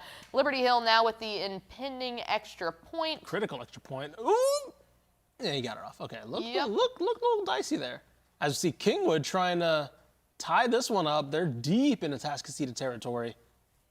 Trying to tie this one up, needing to tie this one up. Love those baby blue uniforms by Kingwood. Oh, they are gorgeous. Those are so good. As we see that massive Atascocita defensive line. There's that massive Kingwood offensive line. There's a lot of size in this game. There's a lot of good size. That Kingwood offensive line is huge. They are. As we see a little inside zone here. Oh, stalemate defensive battle. Good stop there again. I believe that is, can't see the yard markers. I can't quite see what down it is, but assuming, I think looks like they put it back about the 3. Yeah, I believe it's third. Is that third down? Might be third. Regardless, crucial moment here. They need this score. Yeah, you got to get this one. And this is a 4 down. This is 4 down territory too. You're not kicking no field goals. No, especially not against a team like Atascocita. You go for it. Yeah. Okay, we'll watch Kingwood here get lined up. As you see Liberty Hill kicking off on the far side. Oh, that's a short kickoff, and that was almost a bad mistake from Pflugerville. Yeah. Okay, here we go. Oh, nope, timeout. I'm going to call a timeout. All right, they're calling a timeout there in that Kingwood score. We definitely want to see if they're able to get the touchdown. So why we take a timeout with them, let's head out to some scores across the state. We'll start checking in with 5A Division II. How about San Antonio Veterans Memorial actually giving Alamo Heights a little bit of fits? Yeah, that's a good one. Lovejoy all over Emerson. That one I was worried about. Yeah. Emerson has been a little down this year. Lovejoy looks like they are absolutely peaking at the right time under Todd Dodge, and they are showing that's exactly the case. Brian Rudder and Brenham was one we had circled on the schedule. That one, a massive matchup after Brian Rudder started off the season 6-0. And for the first time in school history, Coach Izar has really got the Rangers going, but this one was likely to decide the district championship, and Brenham just proving to be too much. Yeah, Brenham's a team that's been there, done that, of course. Their longtime head coach, Glenn West, now at the THSCA, just a powerhouse of a program, and Brian Rutter, of course, been around for a while, but like you mentioned, they're not used to this kind of moment, so good for the players to kind of get this going, right? These Brenham players have been in these kind of big situations before. Argyle all over Mansfield Summit. Anna, Prosper Walnut Grove, hanging around Anna for a little while. This one was tied, I believe, at the half. Anna now pulling away like the reigning state champions they are. Corpus Christi Miller all over Corpus Christi Carroll. You can scan that QR code and go to texasfootball.com/scores. We go on now to 5A Division I. San Antonio Piper taking care of the Unicorns of New Braunfels. Denton Ryan putting up 62 points. That's a lot of points for Ryan. That's also a pretty good Azle team. I believe they have one loss on the year, maybe. I think that's a very impressive win. How about that? Burleson Centennial up 42-30 on Tyler. That is an impressive score. Yeah, that is a very impressive one. As you see, PSJ and North proving once again they might be the best team in the Valley. Yes, I think might it should be left out of that statement. Yeah. And then Georgetown up 58-14 on Eastview. All right, let's dive back into game action as we're here in the Power Hour. Keep it pumped up, and let's see if Kingwood can get this done. He's going to cut up the middle, a stiff arm. Beautiful. And we have... Flex on him, son. This is crazy. This is just back and forth. This is crazy. I mean, they are just taking that Atascocita defensive line and saying, nope, we're not letting you get into the backfield. We're good, baby. We're good here. Yeah, this is impressive from Kingwood because not only was it tied at the half, right, but, of course, they got into the half and Stump made a speech and said, hey, wake up, y'all. They've taken the counterpunch now, right? And now they're just trading blow for blow with this Atascocita team. That's now, there's no more like, let down. Like this is now Atascocita's woken up. They're playing now. They're trying to make sure this is not a big loss before next week. And Kingwood's just hanging with them. This is now fully operational and awake and coherent Atascocita with Tori Blaylock. I remember Tori Blaylock kickoff return for a touchdown. They've had things not go their way. It doesn't take long. Right, yeah, it doesn't take long. And they're still there with them. They're still tied up. And we'll see. We've seen Atascocita a couple weeks ago drive down late fourth quarter. Tori Blaylock taking the lead right against Summer Creek. This is another situation where you need this Atascocita offense with Carday Mack to drive down the field and maybe take some time off the clock as well. We'll see. We have two top 10 teams tied, knotted up in the fourth quarter. Liberty Hill and Pflugerville, and then Atascocita and Kingwood. This is why you come to Dave Campbell's Texas Football tonight. These are critical district games. These are critical ranking status games. This is why you tune in. As we see this one, Pflugerville and Liberty Hill across the midfield. As we see Cole Taylor, junior quarterback, there's going to be a critical flag here. There is mustard on the lettuce. All right, looks like we're going to check back into Kingwood and Atascocita as we take a penalty break there. Kingwood kicking off and Atascocita. Did they kick it to Tori Blaylock again? No. No, that's not Tori Blaylock, but that is somebody else who can do what Tori Blaylock does. And, oh, my God. I mean, taking a page right out of Tori Blaylock's playbook. This is the second time in this game that Kingwood has had the momentum-shifting touchdown, and Atascocita has returned the ensuing kickoff for a touchdown. Wow. Goodness, Craig Stump. Yeah. Kyron Pate, senior wide receiver. I mean, yeah, if you can't get a Tori Blaylock, have another playmaker who can do that. I mean, I literally was like, why in the world would you kick it to Tori Blaylock? Right. And now Kingwood is looking at me and they're going, hey. We tried not to. You dummy. It doesn't matter who we kick it off to. Year special teams is living on. We need a gong or something for that. Because there's so many special teams plays happening this year. Look, what do you do right now if you're the Kingwood offense? You're just like, Jesus, again? Like, would you guys stop for a second? Can you just not do? At this point, just kick the ball out of bounds. Like you might as well just take the 35 yards or whatever you give them. Oh, Cole Taylor just misses. A streaking wide receiver would have put Pflugerville up late. Yeah, we have two games down to the wire here. back and forth, similar type of games too, like back and forth slugfest, or not slugfest, but counterpunch after counterpunch between both teams. I just see Cole Taylor looking at the sideline here, looking at his dad, figuring out, hey, what we got here? I will say Cole Taylor, good size for a quarterback too. I know he's a baseball guy, but I believe he's 6'3"-ish, 6'4". Good mobility, as we've seen, a decent arm too. Experience now as a junior, of course, starting since he was a freshman, as you see him dropping back to pass. Rolling out, and just out of reach again. They may have to punt this. Yeah, this soon. one with, we're right at about the 7-minute mark in Okay. this game. So Okay. Liberty Hill. Still some time to trade some Pflugerville. blows a little bit. See Kingwood here at the transition to this game. Big stop here.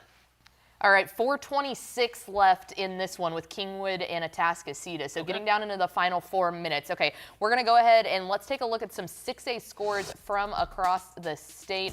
Duncanville absolutely destroying Lancaster. Obviously, we're keeping our eye on that Atascocita-Kingwood score. Prosper up 29-17 on McKinney. I see McKinney. They've been struggling a little bit this year, so that's a good little showing from them. Denton Geyer all over Flower Mound Market. Of course, we checked on that game. Rockwall all over Forney. How about that? Because we know Rockwall's been trying to find their identity after losing Landon Locke for the year. That's a massive, massive win. And then Waxahachie, of course, another one of those upstart teams proving That's potential. a final. Yeah, that The is a Cedar final. Hill So that's a really Waxahachie's good the win for final score. Waxahachie, who's trying to move into that, again, that District of Doom playoff race, trying to inch their way, I should say, into that pack below Duncanville and DeSoto. That's a win they need to get in that race as well. So. All right, let's head back to the game action. I know that Kingwood and Atascocita now under the 4-minute mark. We check back in with a quad box. Lake Belton and Leander. Lake Belton having their way there. About the 7-minute mark up there with Liberty Hill and Pflugerville, and then Temple is just doing Temple things. Yep, as you see Liberty Hill rushing, getting the line quickly, but again, that Pflugerville defensive line is. Oh, Kingwood! Oh my goodness! Hello. Oh what my an answer! goodness. Holy cow! This game is nuts. Haymaker after haymaker. Oh my goodness. I mean, what a showing here by Kingwood to be going up against a team like Atascocita, who has now answered 2 of your momentum swinging touchdowns with full length of field kickoff returns, and you can still pop off like this. Yeah, this is. They need the extra point though. Let's not. This has been. There's been a missed extra point in this game. As see Liberty Hill. Oh my goodness! Crossing no one midfield. able to take them down. Oh my goodness! Oh my! Yo! And Liberty Hill takes the lead. Oh my goodness! That's. Look, both of these games have played out very similarly. We're like, oh, this game's not like 2 games that we did not expect to be quite what they are. Low scoring in the first half for this one, Liberty Hill and Pflugerville, and then Kingwood hanging around Atascocita, which we did not expect, and coming down to the absolute wire. And Wow. you know what was so funny is we left specifically, I mean, obviously the Atascocita Westlake game was great. We left that Atascocita Summer Creek game going game of the year. Sure, yeah, It's going to be easily, so right? hard to find the game of the year. I would argue this Kingwood game has been more exciting than the Summer Creek one. I think the because hype it's for the- constant action. I was about to say, the hype for the Summer Creek one definitely helped, obviously led into like our excitement for it. This one's like a pleasant surprise. Yes. Right, we expected this one to, again, no disrespect to Kingwood, or take it as disrespect. We didn't expect this to be a great game, right? And so they used that as motivation to be like, hey guys, they're looking ahead to North Shore, right? They're trying to knock that off their back. So we can come in here and punch them in the face, shock them, and do exactly what they've been doing. So this has been a pleasant surprise because we were wondering about this. We were like, oh, I don't know. We're kind of waiting until next week, right? Well, then and we get to the game. When that we wanna came see. in tonight, we specifically said that Lake Travis Dripping Springs was going to That be was the the game look-ahead that game, we were yeah, like, yeah. oh, look ahead game, because we thought that level of competition was much closer. Well, now they're in the 4th quarter. Lake Travis is up 42-14. Yeah. Meanwhile, we completely overlooked this because we didn't think that Atascocita was the type of team that would let this happen. And here's the thing: we talked about districts of doom, and we talk about districts that need, that or 2 or 3 teams kind of you rubber stamp them in the playoffs. 23 6A is one of those districts, right? You have Galena Park North Shore, you have Humboldt Atascocita, and you have Summer Creek. Kingwood knows a win like this gives them so much of a buffer. in that 4th place spot. Because next week they get CE King, which they'll be ahead of. I think they can beat. And then they get Summer Creek, which is going to be a massive, massive game, of course. As we see Pflugerville in the ensuing kickoff trying to return, get close to just past the 30. But regardless, Kingwood, okay, that gives us a huge feather in the cap. Because we'll potentially have a win over Atascocita going into another tough stretch with I mentioned Humble and Summer Creek and CE King. By the way, Humble and CE King are among those teams battling for that last spot too. So if they can get this, that maybe gives them room to maybe take a loss to a Summer Creek or something because they have this win that maybe nobody expected. And now it just creates a little bit of a cushion because, again, you go to these districts of doom where you just know that every week matters if you're not one of those 3 top teams. Under 3 minutes now in Atascocita and Kingwood. They just need to hold on because, of course, Atascocita now can absolutely play to run this down, right? They can it's fine. Maybe we can trust our kicker, or as we saw against Summer Creek, we can get to the goal line and Tory Blaylock can punch something in late. And I believe, did they miss the extra point? I think they might have missed the extra point. Kingwood, unless the score is just not updated yet, because that is a 41 up there.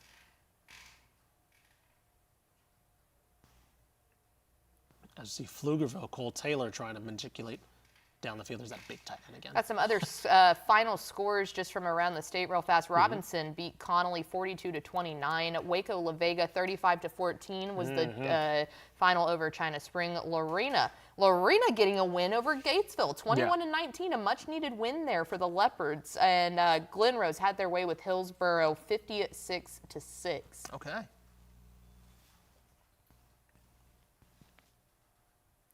Brenham also then would go on to beat Bryan Rudder. Okay, so that is the final. 31-10 on that one. Yeah, it's a massive, good win for Brenham, but of course, still a good season, a great season, like you mentioned, for Bryan Rudder. As we see a screen pass here, good little design. Man, I got to tell you, if he didn't pull that ball down quick enough, that had potential for him to just get completely lit up by that incoming corner. Oh, yeah.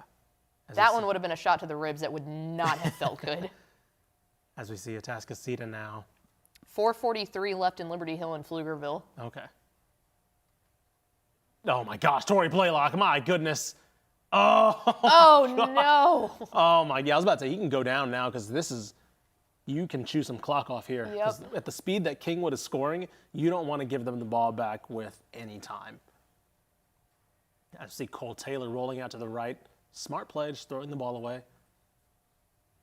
I believe that'll be 3rd down, but yeah, if you're Atascocita now, if you're Craig Stump, you're like, hey guys, this offense can score on us, so we need to drain this a little bit. Okay, under 1:30 here for Kingwood and Atascocita. Yeah, they're not getting the ball back. I can tell you right now, Kingwood is not getting the ball back if Craig Stump has his way. No. Let's see a timeout. No, they're just resetting the ball. Hand off to Tory Blaylock. Right up the middle. Yeah, this is exactly where they want him. Let's see a flag on Liberty Hill Pflugerville side. All right, well, as these games go to wind down, the party hour will continue, but it will continue without us. We'll let you hear the calls here from some of our fantastic announcers that are going to be equally as excited rather than us screaming our heads off. So we appreciate you tuning in to Dave Campbell's Texas Football Tonight. We will be back next week, and I mean this wholeheartedly when I say you do not want to miss this show next week. Week 9 is full of unbelievable Texas high school football games. So we'll let you sit here with our announcers for Kingwood and Atascocita and Liberty Hill and Pflugerville. Thank you for joining Dave Campbell's Texas Football Tonight. Enjoy the rest of these two. I'll make it 3rd and 6 for Pflugerville, under 4 minutes to play.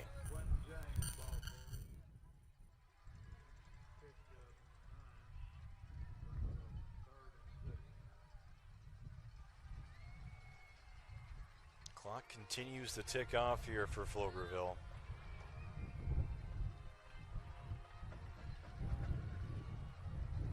Taylor looking at his As call sheet in the wristband, now takes the snap. Gonna flip it to Evans. Evans gonna fake the flip back and then tosses it back anyway. Quentin James not ready for it. Liberty Hill is on it.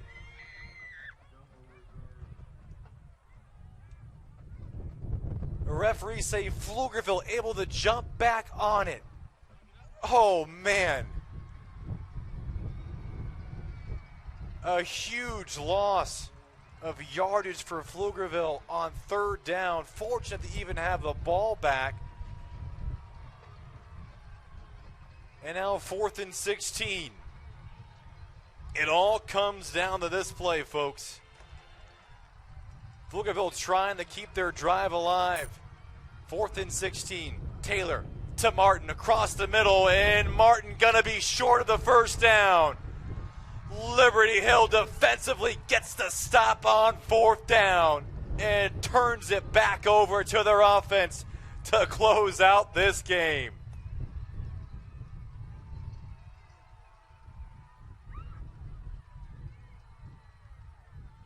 Martin needed 16 yards and only got about 14.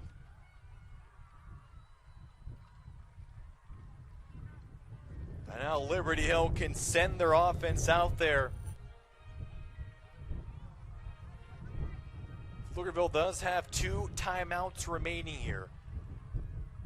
So Freed gonna hand it off, and now 2 yards. Bryce Mushaw with the carry. Pflugerville not gonna burn their first timeout yet.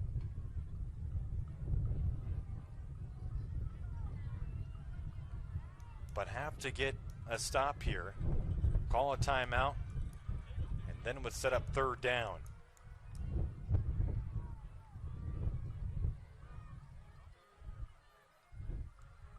They're going to let this clock run down to about the minute 50 mark here before taking this snap. Freed will hand off, and it looked like Keyshawn Ware just read it from the jump, and there's that first timeout taken by Pflugerville. Bryce Mushaw getting just about a yard. Actually, second timeout taken, excuse me. So Pflugerville takes their second timeout.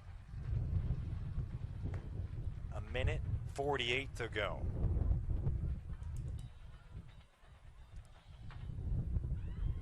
Panthers can win this game with a first down.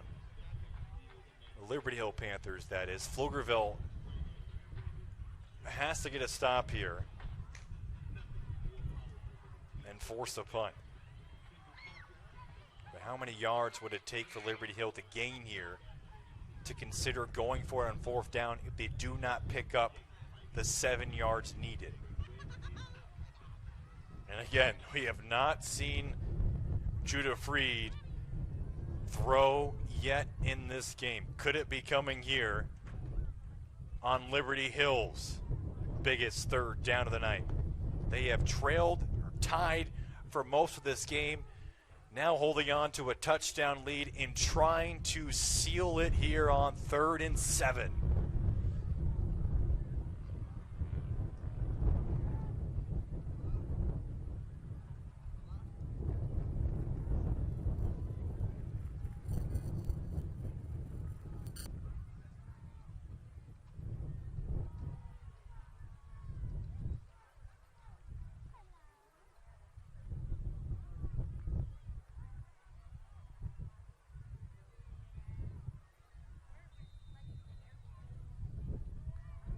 Line the gain, the 45 of Pflugerville. 3rd and 7.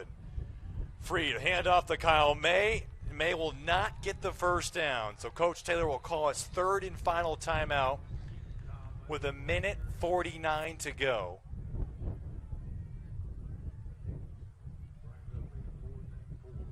And it appears for the moment Pflugerville will get the ball back and have another chance to tie this game up.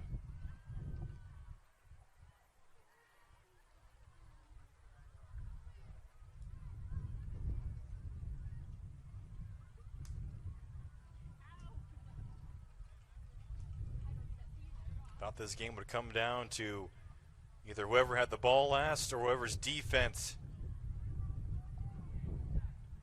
will get that first stop. It was Liberty Hill's defense. He was able to get the ball back, and then an 82-yard touchdown run for Bryce Mushaw just completely changed this game, put Liberty Hill in front for the second time, but for the first time ahead by at least a touchdown. Their largest lead to that point was just 1 point. And got another stop in Pflugerville's last drive, but however, the Panthers defense comes up big, forcing what is a 4th and 4 for Liberty Hill.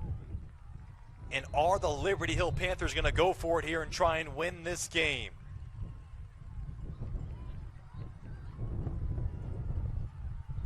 They will. 4th and 4 for Liberty Hill.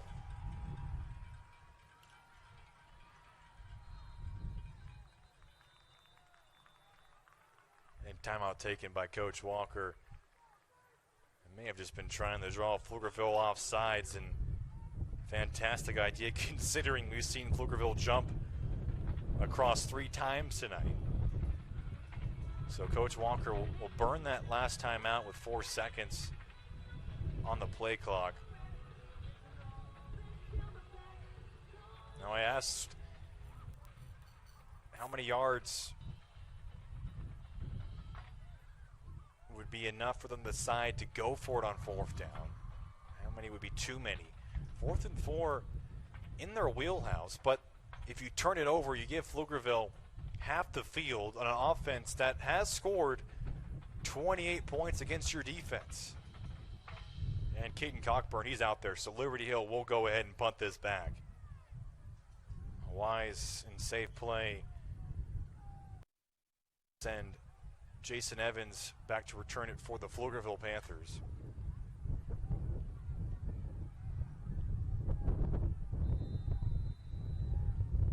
So Cockburn punting into a crosswind here, standing on his own 36-yard line. Evans on his own 21. Good snap, good punt, end over end. Evans calling for the fair catch, and will receive it on his own 17-yard line. So the Pflugerville Panthers and Cole Taylor will need to drive 82 yards to tie this game up. And they have 1:40. Now, scoreboard here is showing 1 timeout. When that drive began, they only had 2. So either the scoreboard's incorrect or there was some sort of clock stoppage that took away Pflugerville needing to use a timeout. There is a flag, by the way, back at midfield. And we may have to redo this punt. It was 4th and 4. Holding against Liberty Hill. So they will repunt this.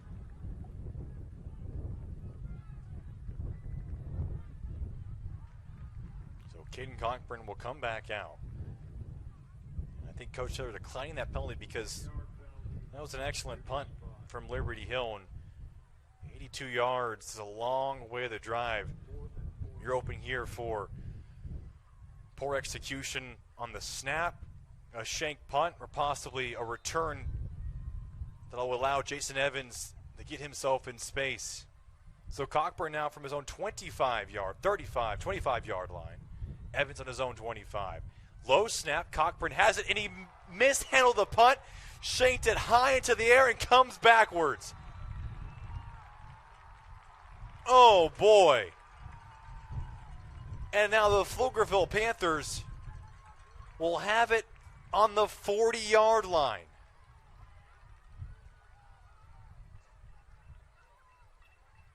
And that's why Coach Taylor declined that penalty. And now Pflugerville, 93 seconds and a very short field to work with.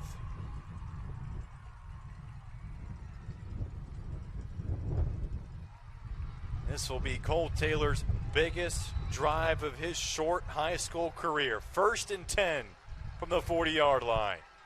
Back to throw. Now fires, looking for McFrazier. Short side of the field, completes it out to the 34-yard line, a 6-yard completion.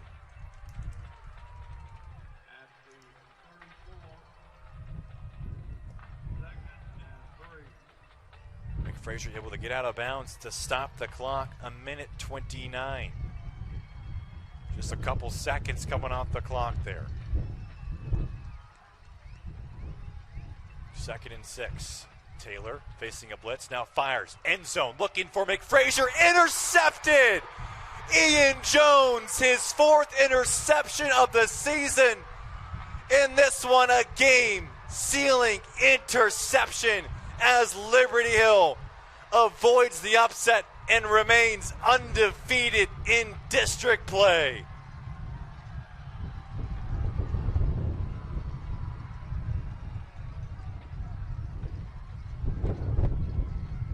Just the 3rd interception thrown by Cole Taylor this season. And the lone mistake from the junior quarterback on what has been a near perfect night. Underthrows Kyron McFrazier, and Ian Jones, the senior cornerback, with a huge interception as Liberty Hill can now just knee and run the time off the clock.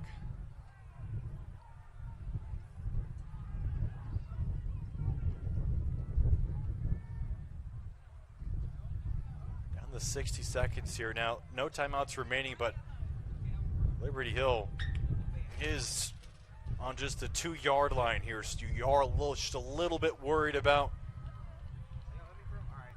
some sort of snap malfunction here. So quarterback center exchange critical here from the 2-yard line. Freed takes it, just drops down the one knee. I believe we'll have one more play. That's it. Liberty Hill comes from behind and holds off Pflugerville. And their first ever meeting between these two programs, number 7 Liberty Hill holds off Pflugerville at the field. Final score, Liberty Hill 35, Pflugerville 28.